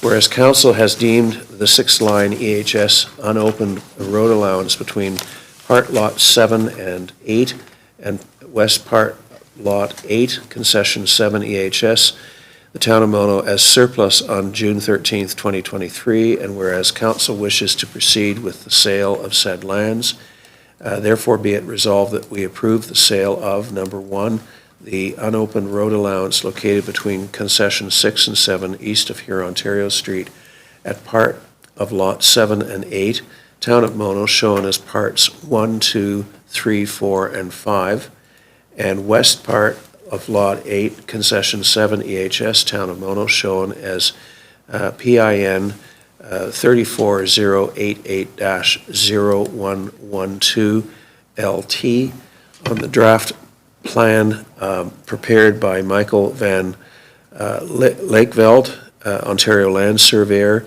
as shown in Attachment 1 to the Clerk's Report, Sale and Disposition of 6-line EHS unopened road allowance dated February 4th, 2026, and that we approve the direct negotiations or sale by the town pursuant to subsection 6.1C of Bylaw 2022-41, Sale and Disposition of Lands. Do I have a motion? Mover? Councillor Davey moves, seconded by Councillor Manctolo. Further discussion? All in favor? And that motion carries. And Your second motion. Mr. Simpson, do you have a So- magical wording for us? So that council for the town of Mono approve the donation of Part 1 of concession of the unopened road allowance between concession 6 and 7 east of Huron, Ontario Street at part of Lot 7 and 8, Town of Mono, as shown in the draft plan prepared by Michael Van Lanken, Ontario Land Survey, and are shown in Attachment 1 to the clerk's report. Okay. So basically, as we approved the donation, and I fully identified that it's Part 1. Right. I have a quick question. Is this in furtherance of an improvement to their trail network? So this will connect to existing pieces of property owned by the Bruce Trail. So right now, they own one property on the east side of the road allowance, which has access from Airport Road. They own another parcel on the west side of the road allowance that is presently landlocked. Now, they can, with our permission, create a path across our road allowance, but if they have this property, then they can build the path themselves because they'll own it all. So it will further the trail on those properties. But there's nothing stopping them approaching us to cross our road allowance? No, there's nothing stopping them from that, but we would own a landlocked piece of land that for us to access, we would need permission from them to get to. Which hopefully would not be withheld. So do I have a mover for that motion? Councillor Manctolo, do I have a seconder for it? Councillor Capes? Any further questions, discussion? All those in favor? Those opposed? Motion's lost. Okay. Fred, we're good.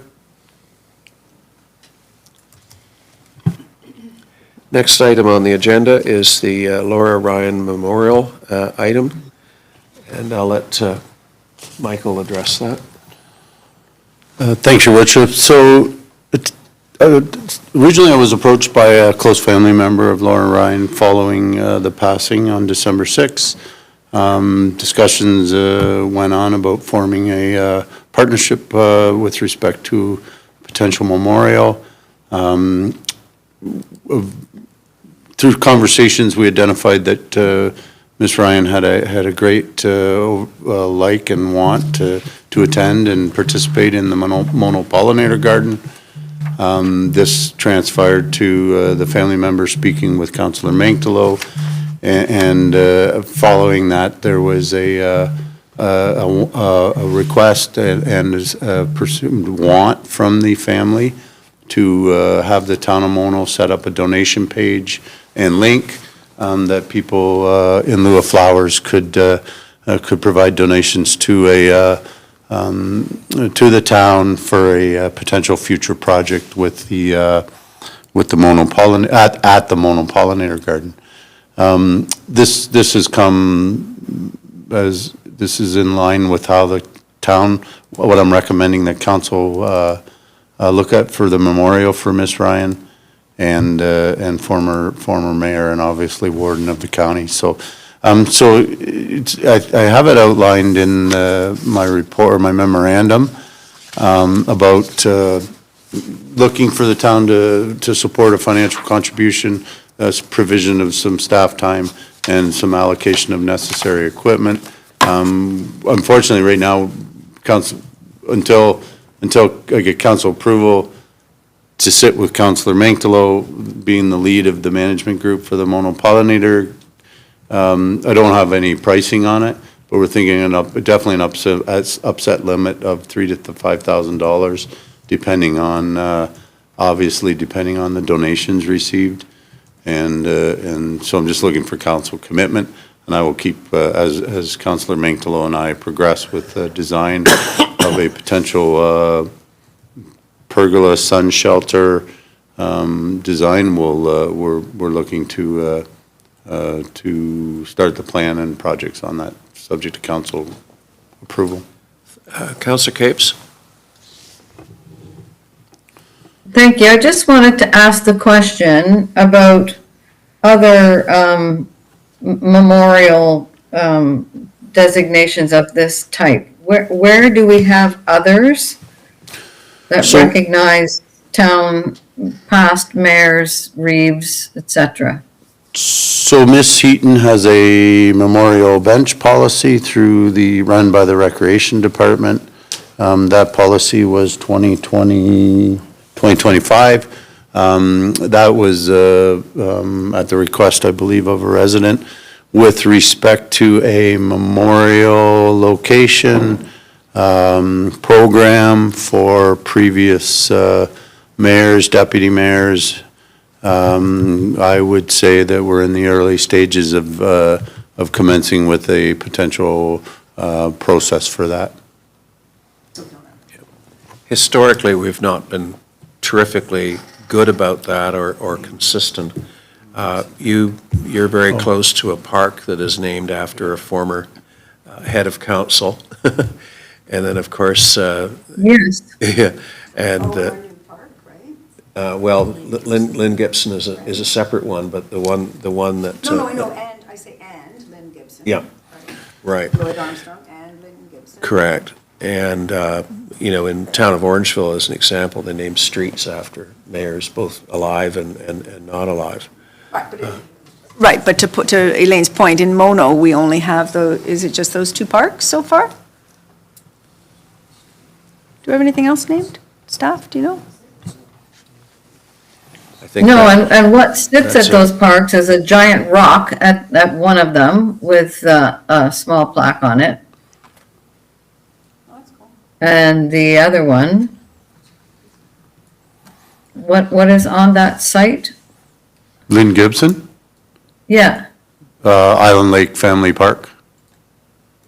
Playgrounds, what sorry, is it that is the, So it's is just there the, a stone, a rock, just the sign, just the right? sign and Just the the sign. naming, okay, just convention. the sign. Okay. Yeah. Okay, thank you. I just forgot. So I'm hoping that this doesn't reoccur often, No. memorials like this. Me and, too. And we are, we are blazing a trail for this, and we do have a great working group at the Mono Pollinator Garden to partner, for the town to partner with the family of the late Miss Ryan. And I think I'm recommending that it's a good project to commence with. Michael, can you report back when we have a better handle on the cost and commitment aspect? Absolutely, and in lieu of cash donations to the town of Mono, we're also looking for some very big old barn beam structures to be donated, so definitely we're looking into things like that. Yeah. So this has become a sort of a three-part partnership. I presented this possibility to the management committee of the Pollinator Garden last week, and they were quite supportive. And I've been in touch with the contact for the family to see if they would like to have a joint partnership with the town, and they're quite happy with that. The question of cost is important because whatever we do, it's pretty hard to do the design until we know how much money we have. The cart and the horse thing. The thoughts are well known to the family that we're considering some type of a shelter, possibly a sun shelter, and they've indicated that Laura was very interested in the garden as a place to go, and that she was a favorite for her were roses, and so they're wondering about having some type of a native rose garden around this area, and everybody seems to be on the side. This is the first time we presented it to council to get their sort of support or input or thoughts on it. So the question is how much money, we don't know. The donation page works quite well. I've used it, and if any of you want to make a donation who knew Laura, it's very easy to do. And the question came up, two questions came up when I was talking to the family. Mike, one was, is it appropriate for the town to put this donation page somewhere that residents could access it? And would it be possible also to send and notify about the April 4th celebration of life for Laura, which will be at I think it's at Monora Park. It's at Mono Community Center from 12:30 to 4 p.m. Okay. So it's appropriate to do that. Okay, so, and the former about the, The form's definitely, I think, appropriate. I think that working with our web content specialist definitely could have some discussions on how to put this out there. the thought was on the design that we would make a design which was everybody be happy with, and the Pollinator Garden would feel that the design fitted in there well, that it was appropriate. And so that'll be the next step, and it'll sort of be tied into some guesswork, I guess, about how much money would be available. And the town, as you can see, has recommended a significant in-kind donation with respect to staff time and use of some equipment if we were to be putting in sonotubes or something like that.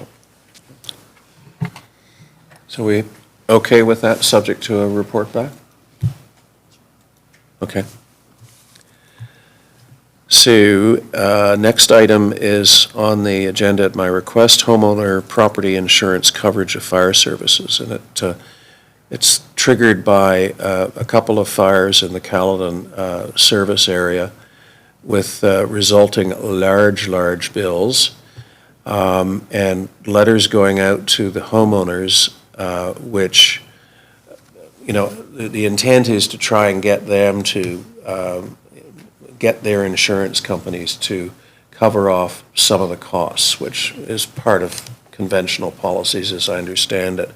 But I have a couple of problems. Number one, the wording of the letter, no offense intended here, doesn't necessarily give you the gist of that right away. It looks like you're getting an invoice for $90,000. So I think the format and the wording of the letter can be done such that it doesn't trigger coronaries from the recipients.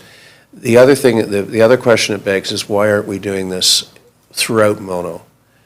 There aren't that many structural fires. Maybe we should be making an attempt to get the property owner to try and recover some of that money for us from their insurance companies. So I just throw that out on the table, and we could ask Les to think about it and come back with a report. But I think we need to both address the format of the letter and also the concept of making it town-wide. But do we, I mean, if there's a fire and the Shelburne District Fire Board services it, we don't get a bill as to what the fire cost, or do we?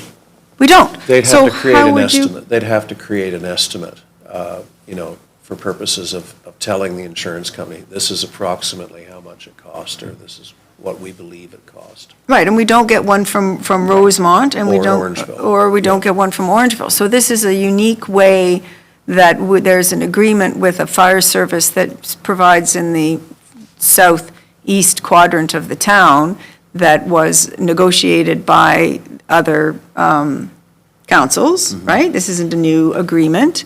And perhaps that's where something should be looked at too, to solve this. Because it was brought up as being that this is, what you just said, inequitable, could we do it other ways?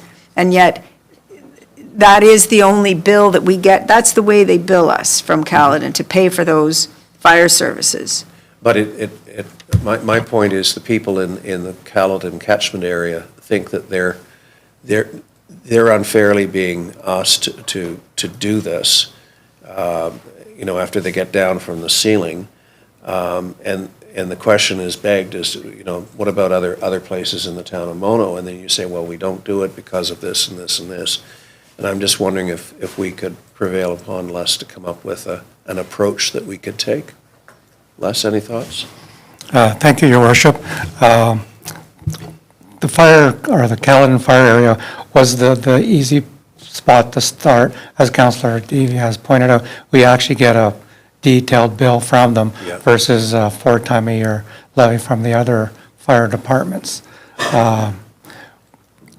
This item was, if council recalls, we had a company come, not this term of council, but our previous council, where they actually suggested the idea that they would do this on our behalf. It was brought up at our Deferred Officers Association, and no one was too excited about doing it. But lately, with the cost of the fire departments, in particular with the Caledon per call, I mean, the idea never went away. So in 2025, I thought I'd start it, send a letter out to the resident. Perhaps not the best drafted letter, but the intent was, can you please forward it to your insurance? And here's a copy of the bill. And I guess with a copy of the bill, because it is a bill particular for that property, and it's understandable residents got concerned and upset. But the idea was to send it to insurance. We were somewhat successful last year. We had received from 2 insurance companies a payment towards the fire call. One was for $5,000, another one was for $10,000. So we did have some success.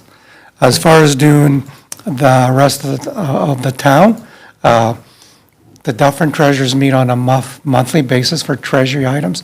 I have this on their agenda coming up in 2 weeks, so I'll bring it up and, come up with an idea, because we do have the Shelburne treasurer at the meeting and the Orangeville treasurer, so they will have some ideas, how we can come up with a cost so that we could do this.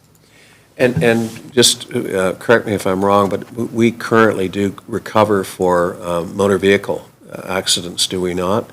And We how do recover motor vehicle accidents, doesn't matter if they're a resident or not, because we got there, because a lot of our accident billing are for non-residents as they're coming through Mono. Yeah. On our Airport Speeding. Road or Highway 10.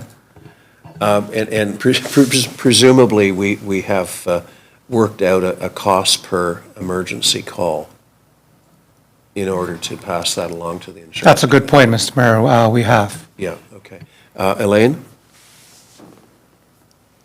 Well, I'm going to circle back to something that Melinda was saying is maybe, well, obviously, it's the Caledon Fire Service that is submitting this to us. Rather than alarming the homeowner and all that, like, maybe we, as the town, should be going out to these insurance companies with permission from the house owner to collect this fee, not asking the homeowner to collect it. Like, we don't ask the people in the same way for motor vehicle accidents. We don't send them a letter and say, go claim this from your insurance company. Like, it just seems kind of No, I don't know. peculiar. Les, and is that something you can work with your group on? Well, with a motor vehicle accident, we get a police report. And on that police report has all the information we need for both parties, names, addresses, and insurance coverage. At a fire, police normally don't attend. So that would be a problem. And since we already have the information, so it's easier for the motor vehicle billing to go out. So we need the cooperation of the property owner. Yes, so for that reason, we thought, well, I thought it'd be easier, here's the bill, can you forward to your insurance as part of the overall claim? Yep. Because they will have claim costs anyways, and one of the claim costs would be the fire call. For the fire call. But we also, I mean, if the police do it when they go to a whatever, but when they go to a scene, perhaps part of the paperwork that the fire, would they ever come across the insurance information and all that stuff to generate a report for us? No. Okay. Can we just agree to leave it with Les to see if there's a resolution? I think the reason that we turned down that third party who came to us and offered to do it was twofold. Number one, a concern that it might, in asking for that money, it might trigger a policy increase, cost increase for the insurance. I think that was my motivation in not being happy about it. I know that Ralph had some actuarial issues, as I recall. Okay. So we'll just. Well, they did come across a little aggressive. You're right, Your Worship. They were a Whereas little we're bit. trying to do one nice approach. Yeah. If you have a claim, you're going to have a claim regardless. What the cost is the fire call will not affect your overall claims result because it is still part of that one claim. So we're trying to take that softer approach. Yeah. And they wanted 20% for purposes of chasing those monies. 30%. 30%? Okay. Right, and that would be frugal of us to try to sort it out ourselves and cut out that But for a handful of administrative incidences, we don't need a fee. third party collecting 30%. Yeah. Okay. So to get the ball rolling on Schedule A, I have a motion that we accept Schedule A to this agenda, moved by Councillor Davies, seconded by Fred. Sure. Items on Schedule A. Fred? Nothing. Nothing. Come on, Fred.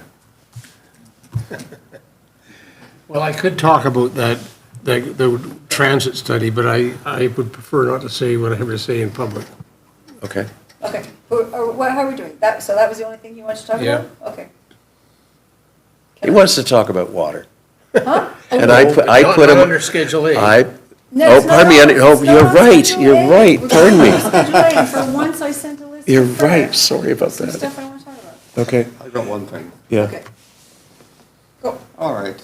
So, turn this on, just so that. I depend on you to turn it on and off. That seems to become your job. Reluctantly. I'm trying to figure out what number it is. It's the one about that Orangeville's, I think it's the last one, Orangeville's letter on the so-called farm belt. Yep, the last one. I don't know how successful this is going to be. The two people who have proposed it, I think it's got second reading, but I don't know what that means, John. They're not PCs. It's Schreiner is one of the proponents, and the other is Bobby Ann Brady, who's an independent just north of us here. So I don't know whether it's got any chance or not, but it's a really good bill. It's worthy of support. Pardon? It's worthy of support. I think it really is, and quite a strong letter of support. And I'd like to see it copied to both those people as well. So Fred, can we do a general motion of support? So the two members of council who wanted to do this didn't actually prepare a resolution for me? Okay, that being the case, I have a generic resolution prepared for you, council. That council for the town of Mono supports and endorses the resolution passed by the town of Orangeville and likewise expresses its support of Bill 21 to establish a local food belt protection plan. Thank you. Excellent. Moved by Councillor Manctilo, seconded by Councillor Davy. Any opposition? Motion's carried. Belinda, anything? Yes, you should ask, Mayor. I did have a few things I wanted to talk about. That was one, let's endorse that one. But the first one, just going down from the top, the noticing, and again, referenced by today, having a gallery full of people who say that they just found out about something that we've been talking about for literally 3 years. Just to draw everybody's attention, who might listen to this meeting but not read the agenda, the Anderson Farm decision from the OLT came down. It's an interesting decision in that the OLT recognizes that the building that we have had someone come forward who wants to dismantle and reassemble on their property, the OLT recognized that it is worthy of heritage designation. But that's it. That's all the OLT has said. That if the designation has been removed from all of the others, structures that we had done as a whole envelope or whatever. And so it just is, we'll have to wait and see. I hope that the plan goes forward and that it then gets designation, but it is at the moment completely, there's no order that it be carried out the way it was. Yes and no. Well, no, there is no order from the OLT that anything should happen No, with I listened to the entire hearing. Okay, And it was very clear that the plan was to dismantle and reconstruct a structure that was not losing its designation. The designation is still in place on that cottage. on the premise that it is now. That's how I read that's how I read the decision. What the order says is that the tribunal cannot force the parties to come to an agreement. It has to rely on them doing it on their own. But there was absolutely no mistaking in the course of the evidence given that the plan was that the structure would be moved, the designation would remain on it, the designation would come off the other properties, or other buildings on the property, and indeed the hearing officer was very complimentary to the solution, felt the solution was very creative as a means of saving that building. Right, but we've all planned on building something and had things come up and so on. So I just am saying, anything can happen, and I just point out that it doesn't have the designation Fred? anymore. So, Your Worship, as you know, I also attended, and yes, the hearing officer specifically agreed and ordered the bylaw to be rewritten to remove designation from the other buildings, but leave it on the one, and also noted in the hearing that once the building was moved and reassembled, that the town would further amend the bylaw to note the new address. The hearing officer pointed out the OLT does not have the jurisdiction to oversee the movement of the building. However, they did point out and noted in the decision that this would have to be undertaken under a heritage permit. And that was crucial that they noted that. So what is occurring now is I've spoken with the proponent, Ms. Rebanks. I've spoken with the proponent's architect, and we've laid out the process that the town wants to see occur. Excellent. So the first point being a heritage permit must be approved by council. It can't be approved by staff. So it moves it directly into council's hands. It will occur in 2 steps. Step 1 is the architect is going to provide us with an overview of what the project is going to consist of. So not design drawings, but an overview of how the building's going to be reconstructed, right, without getting into the engineering side. If there's any, so we have, council will have a really good idea of what the exterior will look like, where it will be assembled, and then that will come to council for approval for the demolition, so that we have a good idea before it's taken down what's going to be rebuilt. Then, once it's been disassembled, this will give the architectural firm time to come up with the engineering drawings. So they will then come back to council for a second heritage permit, which will include all of the engineering and design work. Even though council's control is over the exterior of the building, council will have a really good understanding of how they're physically going to put the building back together, and then have the option to approve that or make any amendments, because they have to get this permit, council has to approve it, and council has the authority under a heritage permit to demand changes in order for it to happen. So it gives lots of control to council to ensure that this occurs. There is still some risk, and that was recognized from the beginning, that the party could pull out and withdraw.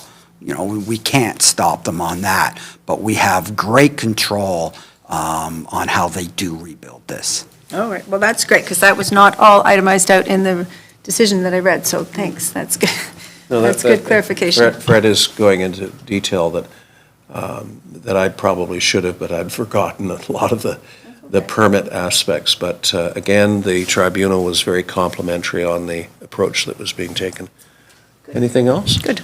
I had other things. Oh, go ahead. I did want to talk, just a comment about the transit system study, which really gives food for thought about where we are and what we're doing. We've got a counselor who's online. In fact, where'd she go? She gone, but for the last year and a half. There she is. I'm here, sorry, There you I'm are. here. Okay. And just thinking that, you know, if we had some sort of a transit thing. So I did want to ask again about what has happened with we made and it's actually in Mono, the office for the taxi combo thing I saw on some Google map I was watching. The address for the actual office is in Mono. It's on 9th, Highway 9 in our industrial area there. Do we have, did it work out that we have a viable taxi or Uber service in Mono after making that agreement with Orangeville a couple of years ago? So, to you, through your worship, yeah, the town entered into a shared service agreement with the town of Orangeville for taxi, limousine, and ride share. Now, as it stands, no business operating out of Mono has applied for any of those licenses, but there are multiple licenses for all of those within the town of Orangeville, and that do serve Mono. Do serve Mono, because reading through that transit one, to have one of those buses that went around, like I see that it's an huge undertaking, but something that perhaps we have already started by entering into this agreement for the taxi thing. And then the next thing is, the kind of like the wheel trans thing to have but not necessarily, We had a meeting at the county and a presentation from a group that is really nicely tied new technology to a transit bus type service, and it's remarkable what they're doing. The two founders started life working for Elon Musk and Tesla. Okay, these are pretty big brains, and they've rolled out in a number of communities, including Brampton, and they just wanted to show us what was possible in terms of the integration of because the difficulty, and I know Fred would say, well, if you've only got a bus and you've got two people on it, it's X number of dollars per rider. And what they're trying to do is bring down increase the number of riders by integrating people's demands for service with when the bus is in the neighborhood and that kind of thing. And it looked very promising, but we've made no, commitments. We just watched. Well, that's right, and this item is on our Schedule A, and it just is a very interesting PowerPoint thing. We have a lot of. And it's different. It's different than this. This is a different undertaking. Yeah, so it's out there that particularly if we're going to go down this road of that we need more people everywhere, we need more houses and everything. Yeah. There are other things too that need to be considered, right? So I just draw everybody's attention to that one. And then the other one I wanted to comment on was the spare tires. The whole new recycling and the garbage and all that's happening, this was a bit disconcerting to find out this, and I wondered whether maybe anybody else felt that we should support that idea. I'm going to forget who it was. Dufferin County. I guess we already are supporting it, I suppose. We are supporting, and I have had a discussion with the former Shelburne Police Chief Kent Moore, who's now working for a company that deals with waste tires and recycling of tires. And there's a problem in the system right now. And this motion identifies it. And, if I can suggest a generic motion of support, Fred? I know, I haven't done my homework, I haven't read. Sorry.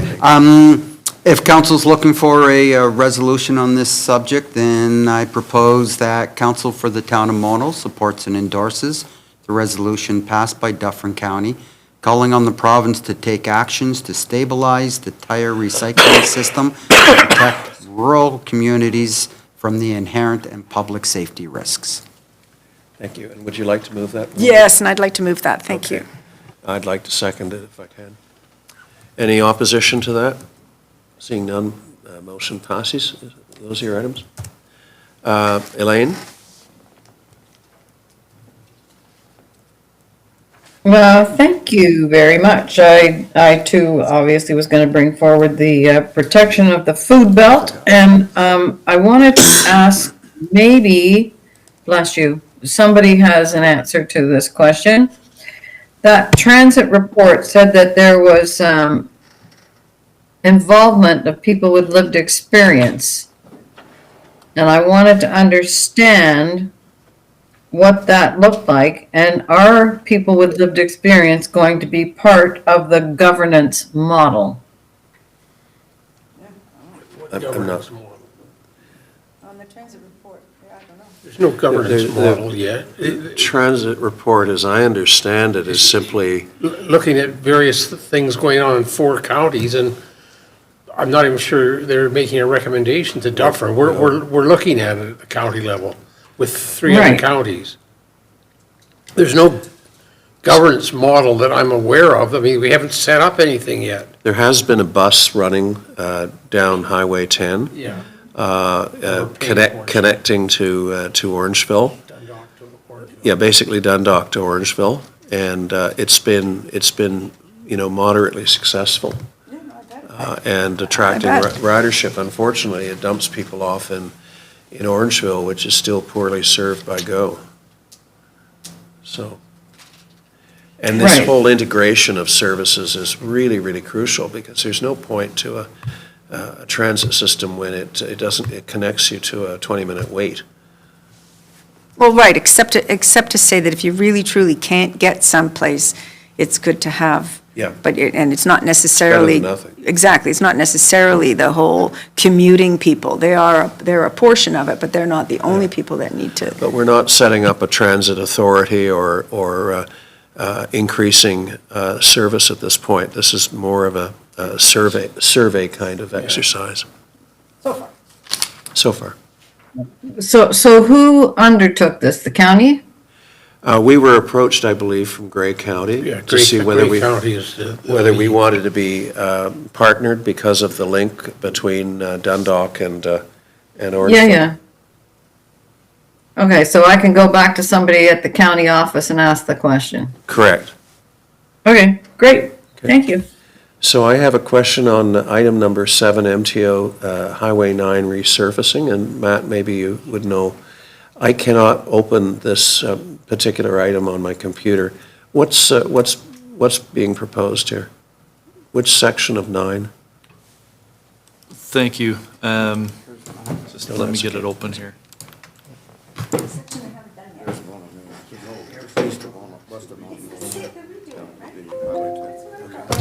So Public Works received a notice last year. They were looking into signage and whatnot, and said that the project was originally 2027.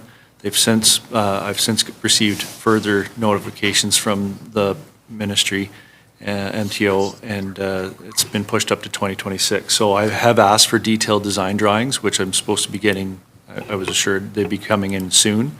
But the portion runs from just west of Airport Road, Dufferin Road 18, to Highway 10. Is that section of road in terrible shape? I mean, I know it was east of Mono Mills until they did work down there, but is this section dire? Our opinion and MTO's opinion are two different things.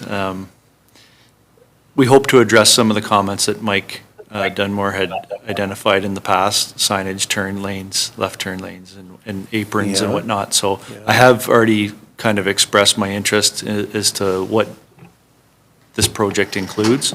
Guide rail is another thing on their list, I believe, on this round, but I've yet to receive them. Can I make some uneducated comments on this? Back in the 90s, when they first approached us to put up lighting on the south side, on the Calvin side, they also had this grand scheme of overhead 401-style signage, which we objected to strenuously. And if we had known what the lighting would look like, we would have objected to that as well, because that section of road is quite sufficiently lit by the car dealerships, frankly, the spillover. Is there any way we can put a comment to them that if they're going to do this, that they should relamp the south side to environmentally responsible lighting, such as they've done on the Orangeville bypass and other locations? Because right now, that light format is 30 years old. Yep, that's, I'll definitely add that to my list. I know that was one of the items that Mike had mentioned in one of his previous letters to the minister. And I think MTO has some lighting to address elsewhere in the town. They sure I noticed do. at Manora Park Drive, they have some purple lights. I think there's some defective lights, so maybe it sounds as though they're starting to address those as well. But Well, I would have. I'll add it to the list for sure. I would have been delighted if they announced signalization at Camilla. But, It's a whole different area. well, actually, it is, interestingly, it's a different region of MTO. Highway 9 is region of Toronto versus everything else in the town, which is out of London. Hence the mess we're in. Okay, I think we are moving along here. So, Your Worship, if we could call the resolution on Schedule A, Yep. which is moved and seconded, and then a resolution to sit beyond 1 PM. Okay. No seconder required. So we'll move to sit beyond 1 PM, and we'll keep it short. I'm just going to say. And did I not call for a vote on Schedule A? Yeah, if we could call for the vote on Schedule A, Your Okay, Worship. any opposed to Schedule A being adopted? And then We're good. a mover for sitting beyond 1 PM? So, one mover, no seconder, non-debatable. I'll move it. All right. And then if Your Worship, if you want to consider a recess, this would be a good opportunity. Hint? Hint. Yeah, strongly. 5 minutes, because I'd like to be out of here like soon. Just nobody do verbal. And then you can talk about water.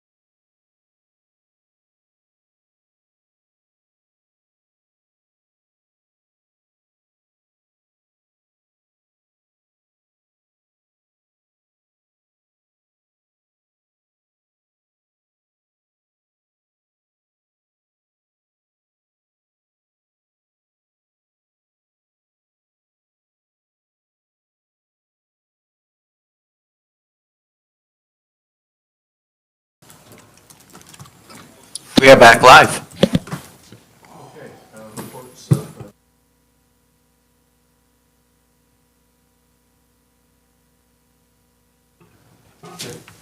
I do, Your Worship, thank you. I have good news and bad news, so I always like to start with good news. Anyways, the good news was how incredibly successful Winterfest was, and a huge thank you to all of the council, all of the RAC members, all of the staff, and all of the volunteers for helping to put this on. It certainly takes a team to be successful in an event of this nature. And it was just the best team one could ever hope to work with. So thank you to all of you. As far as the actual attendance, it was the consensus by staff that attendance was down this year. However, it's interesting that revenues were up. So revenues from the kitchen and revenues from the Snowflake Draw. So I find that interesting. And in addition, I truly believe that once we have wonderful Wi-Fi at the community center, that, and hopefully that will be this year. So next 2027 Winterfest will be even more successful than it was, and will make a difference as far as the revenues that we receive. So We're going to have to do something about the parking. I mean, there must have been 50 to 100 cars parked along the second line. I don't know that we could accommodate any more cars out there.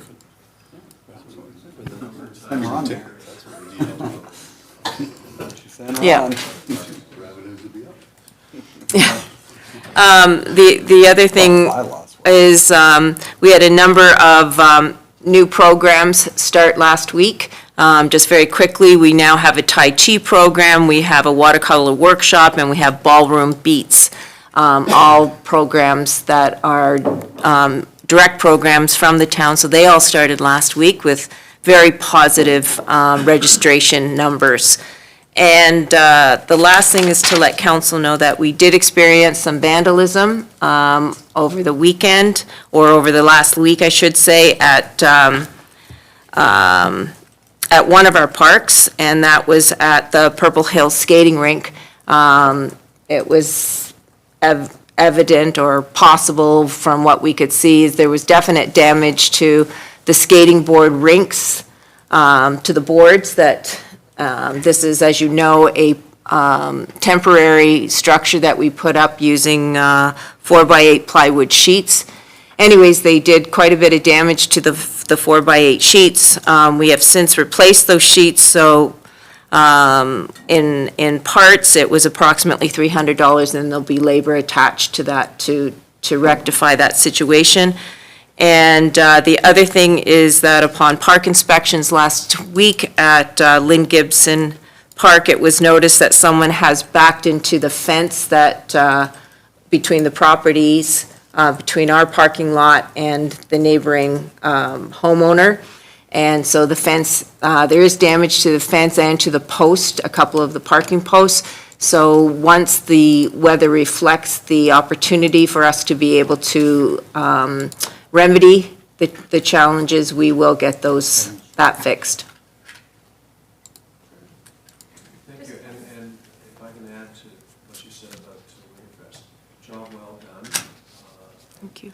Compliments to yourself and staff and volunteers and members of council. It was a great success. Yeah. And do you forgive me for trying to warm up my hands?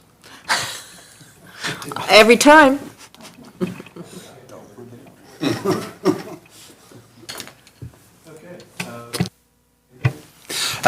Council will recall that we have a town hall meeting scheduled for Saturday, April 18th. I reached out to MC Squared, and they've offered to host it once again.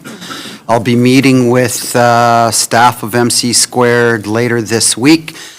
Council will have to make a decision on a topic, if it wants one, no later than the next council meeting. Otherwise, it won't be able to get into the spring newsletter. So I'll be, I put it to council to think about what they might like in the way of topics, if any. I'll bring any other suggestions from MC Squared. Council has suggested perhaps rural housing, or the ward system, thank you, or a ward system as possible items for discussion. So I just leave that with you for now, but I will be asking next meeting for a decision. Large rural homes. And that's all I have, Your Worship. Can I request that we have a little bit more of the town in the driver's seat than the MC squared at the next town hall? In that I felt like I last time was a guest as opposed to that we were wanting to provide information. I don't know, I forget exactly now why I had that feeling, but there was something about there had been a speaker that was invited and had his back to it's just, there was something that I remember feeling that I would like to do it a little bit differently the next time. Does anybody else? And it was a speaker, it was a very interesting speaker, but it wasn't very applicable to our setting. Correct. It was about, pardon? From downtown. Correct. It was about, granny suites and things that it just really wasn't applicable to what we've got going on here. And so I'd kind of liked us as a group to have a bit more. Well, we did have input, and the input was to say to MC squared, go ahead and run the meeting, and so that was our mistake, if you like. We didn't have it. I think so. I think so. That's the first time I think we've done that, but town, usually the council decides on what it's going to be, and they agree to a speaker, et cetera. So Fred, maybe we could have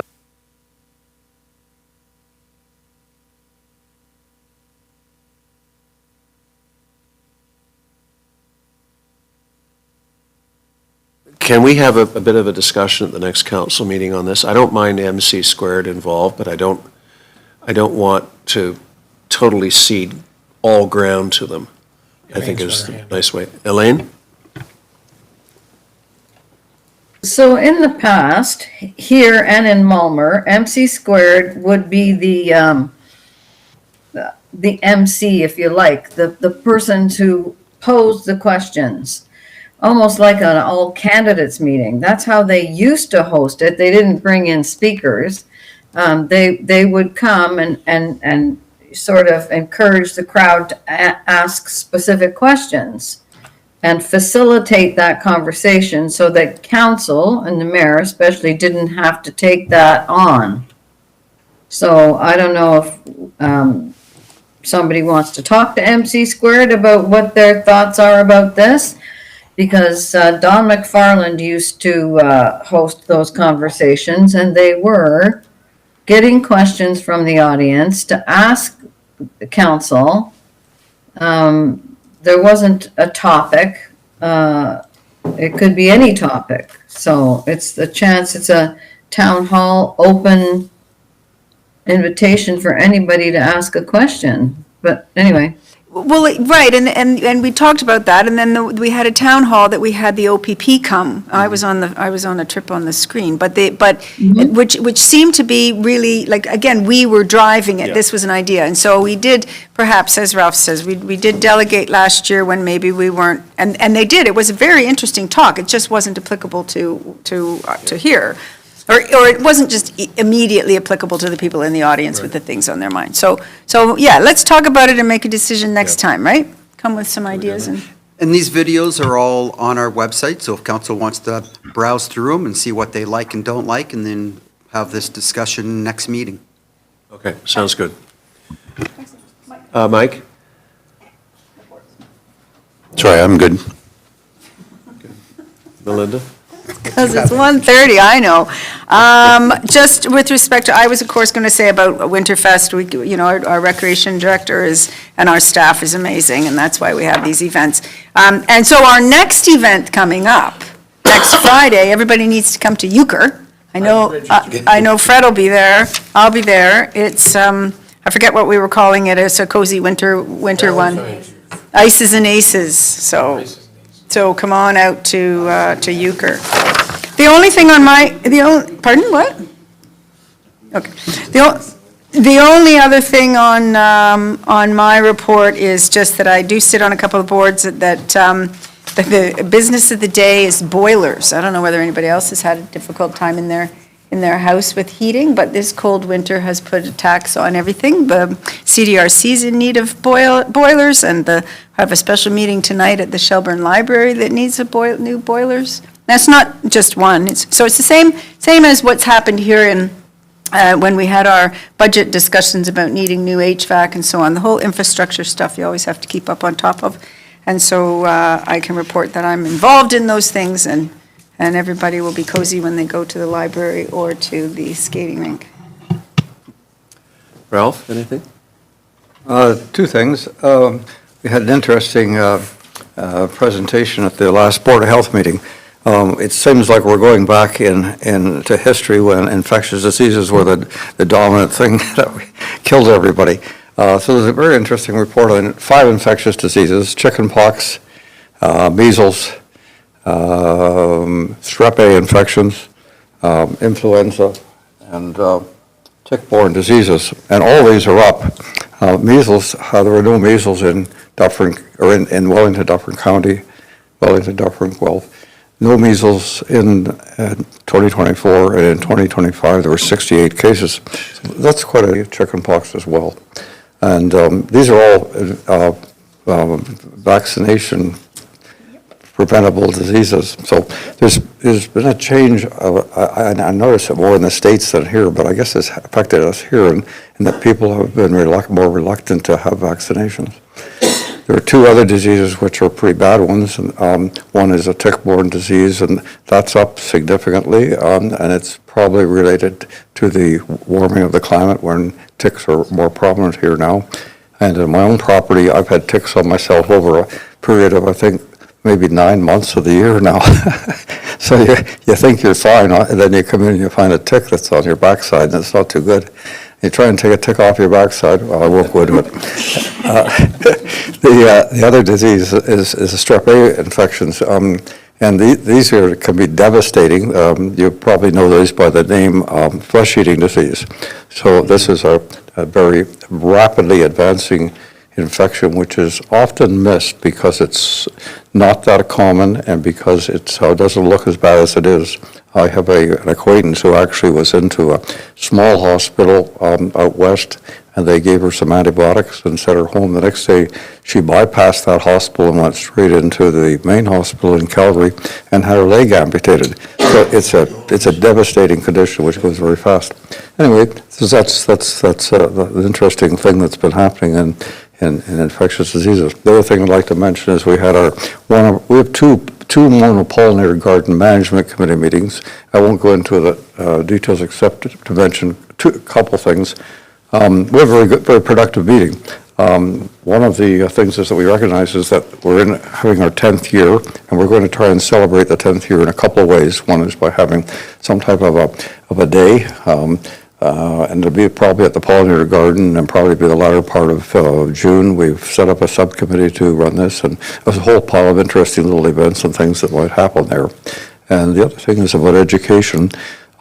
We have a new education coordinator, and she's just great.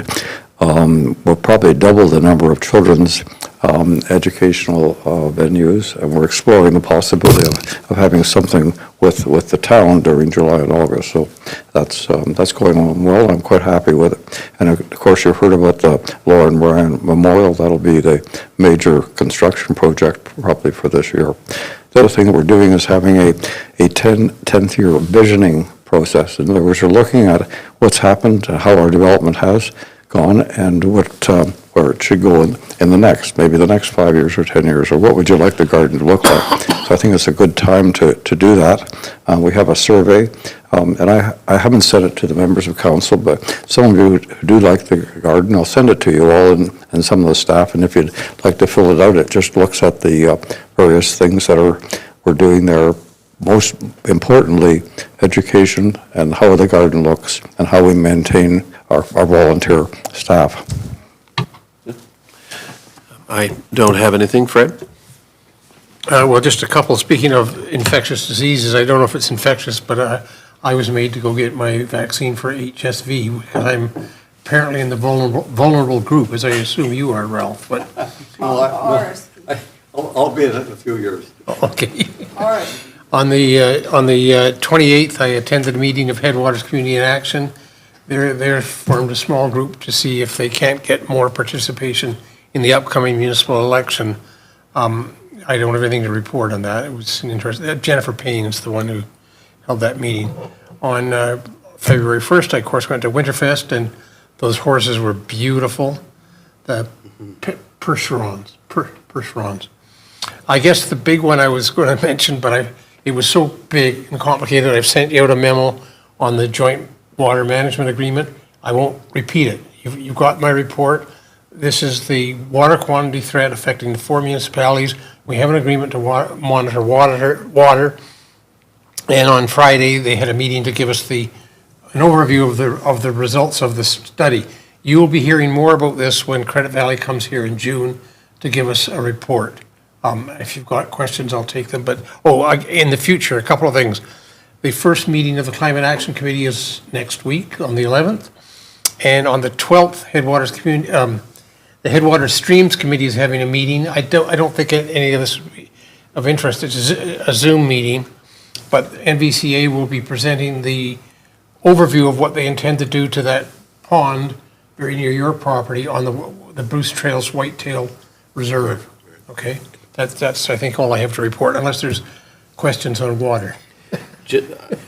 I do have one, and that is the catchment area that is being investigated. Well, I could just show you a map. That would be the quickest. It's pretty large. It runs through Monal, the Cardinal Woods area, through Amaranth, as far well west of the Pullen Well, all of Orangeville, south of Orangeville into Caledon, and then back up. It does not include east of Highway 10. Well, yeah. So that's all a different aquifer. It's a large area. Okay, interesting. Any questions for Fred? Okay. You could have said very good report, Did you ask Ralph. Elaine or did she start?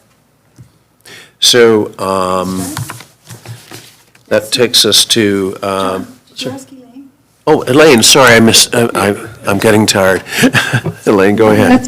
That's okay. I did just want to give a shout out to Kim and the staff and the rec committee and all the volunteers. Winterfest was outstanding. And I don't know if there was less people there, because it just looked maybe less because people had to park all down all the roads because we don't have the that we used to have. But it was packed, and what I'm really amazed at is how you pulled off making the weather perfect. That was really well done. So thank you for that. We've had no Rosemont District Fire Board meetings. And I did try to attend the HCIA election meeting just out of interest to see how many people were there and what they were talking about and what would make them be compelled to run an election. But they had technical difficulties and it didn't work. So I missed, I could only be there for a short while. It was Anyway, not that's it. largely attended. There was not a lot of people. No. But a great idea. Okay. Notices of motion. Any notices of motion? Seeing none. I have a motion that we introduce and give the necessary readings to a bylaw to confirm the proceedings of the Council of the Town of Mono in Session 3-2026 held on the 10th of February 2026, that it be signed by the mayor and clerk, sealed and engrossed in the bylaw book. Do I have a mover for that? Councillor Capes, seconded by Councillor Mankerlo. Any opposed? That motion is carried. And finally, I have a motion that we adjourn this meeting at 1:44 p.m. Moved by Deputy Mayor, seconded by Councillor Capes. Any opposition? Seeing none, motion passes. Thank you very much, everyone. Thank you.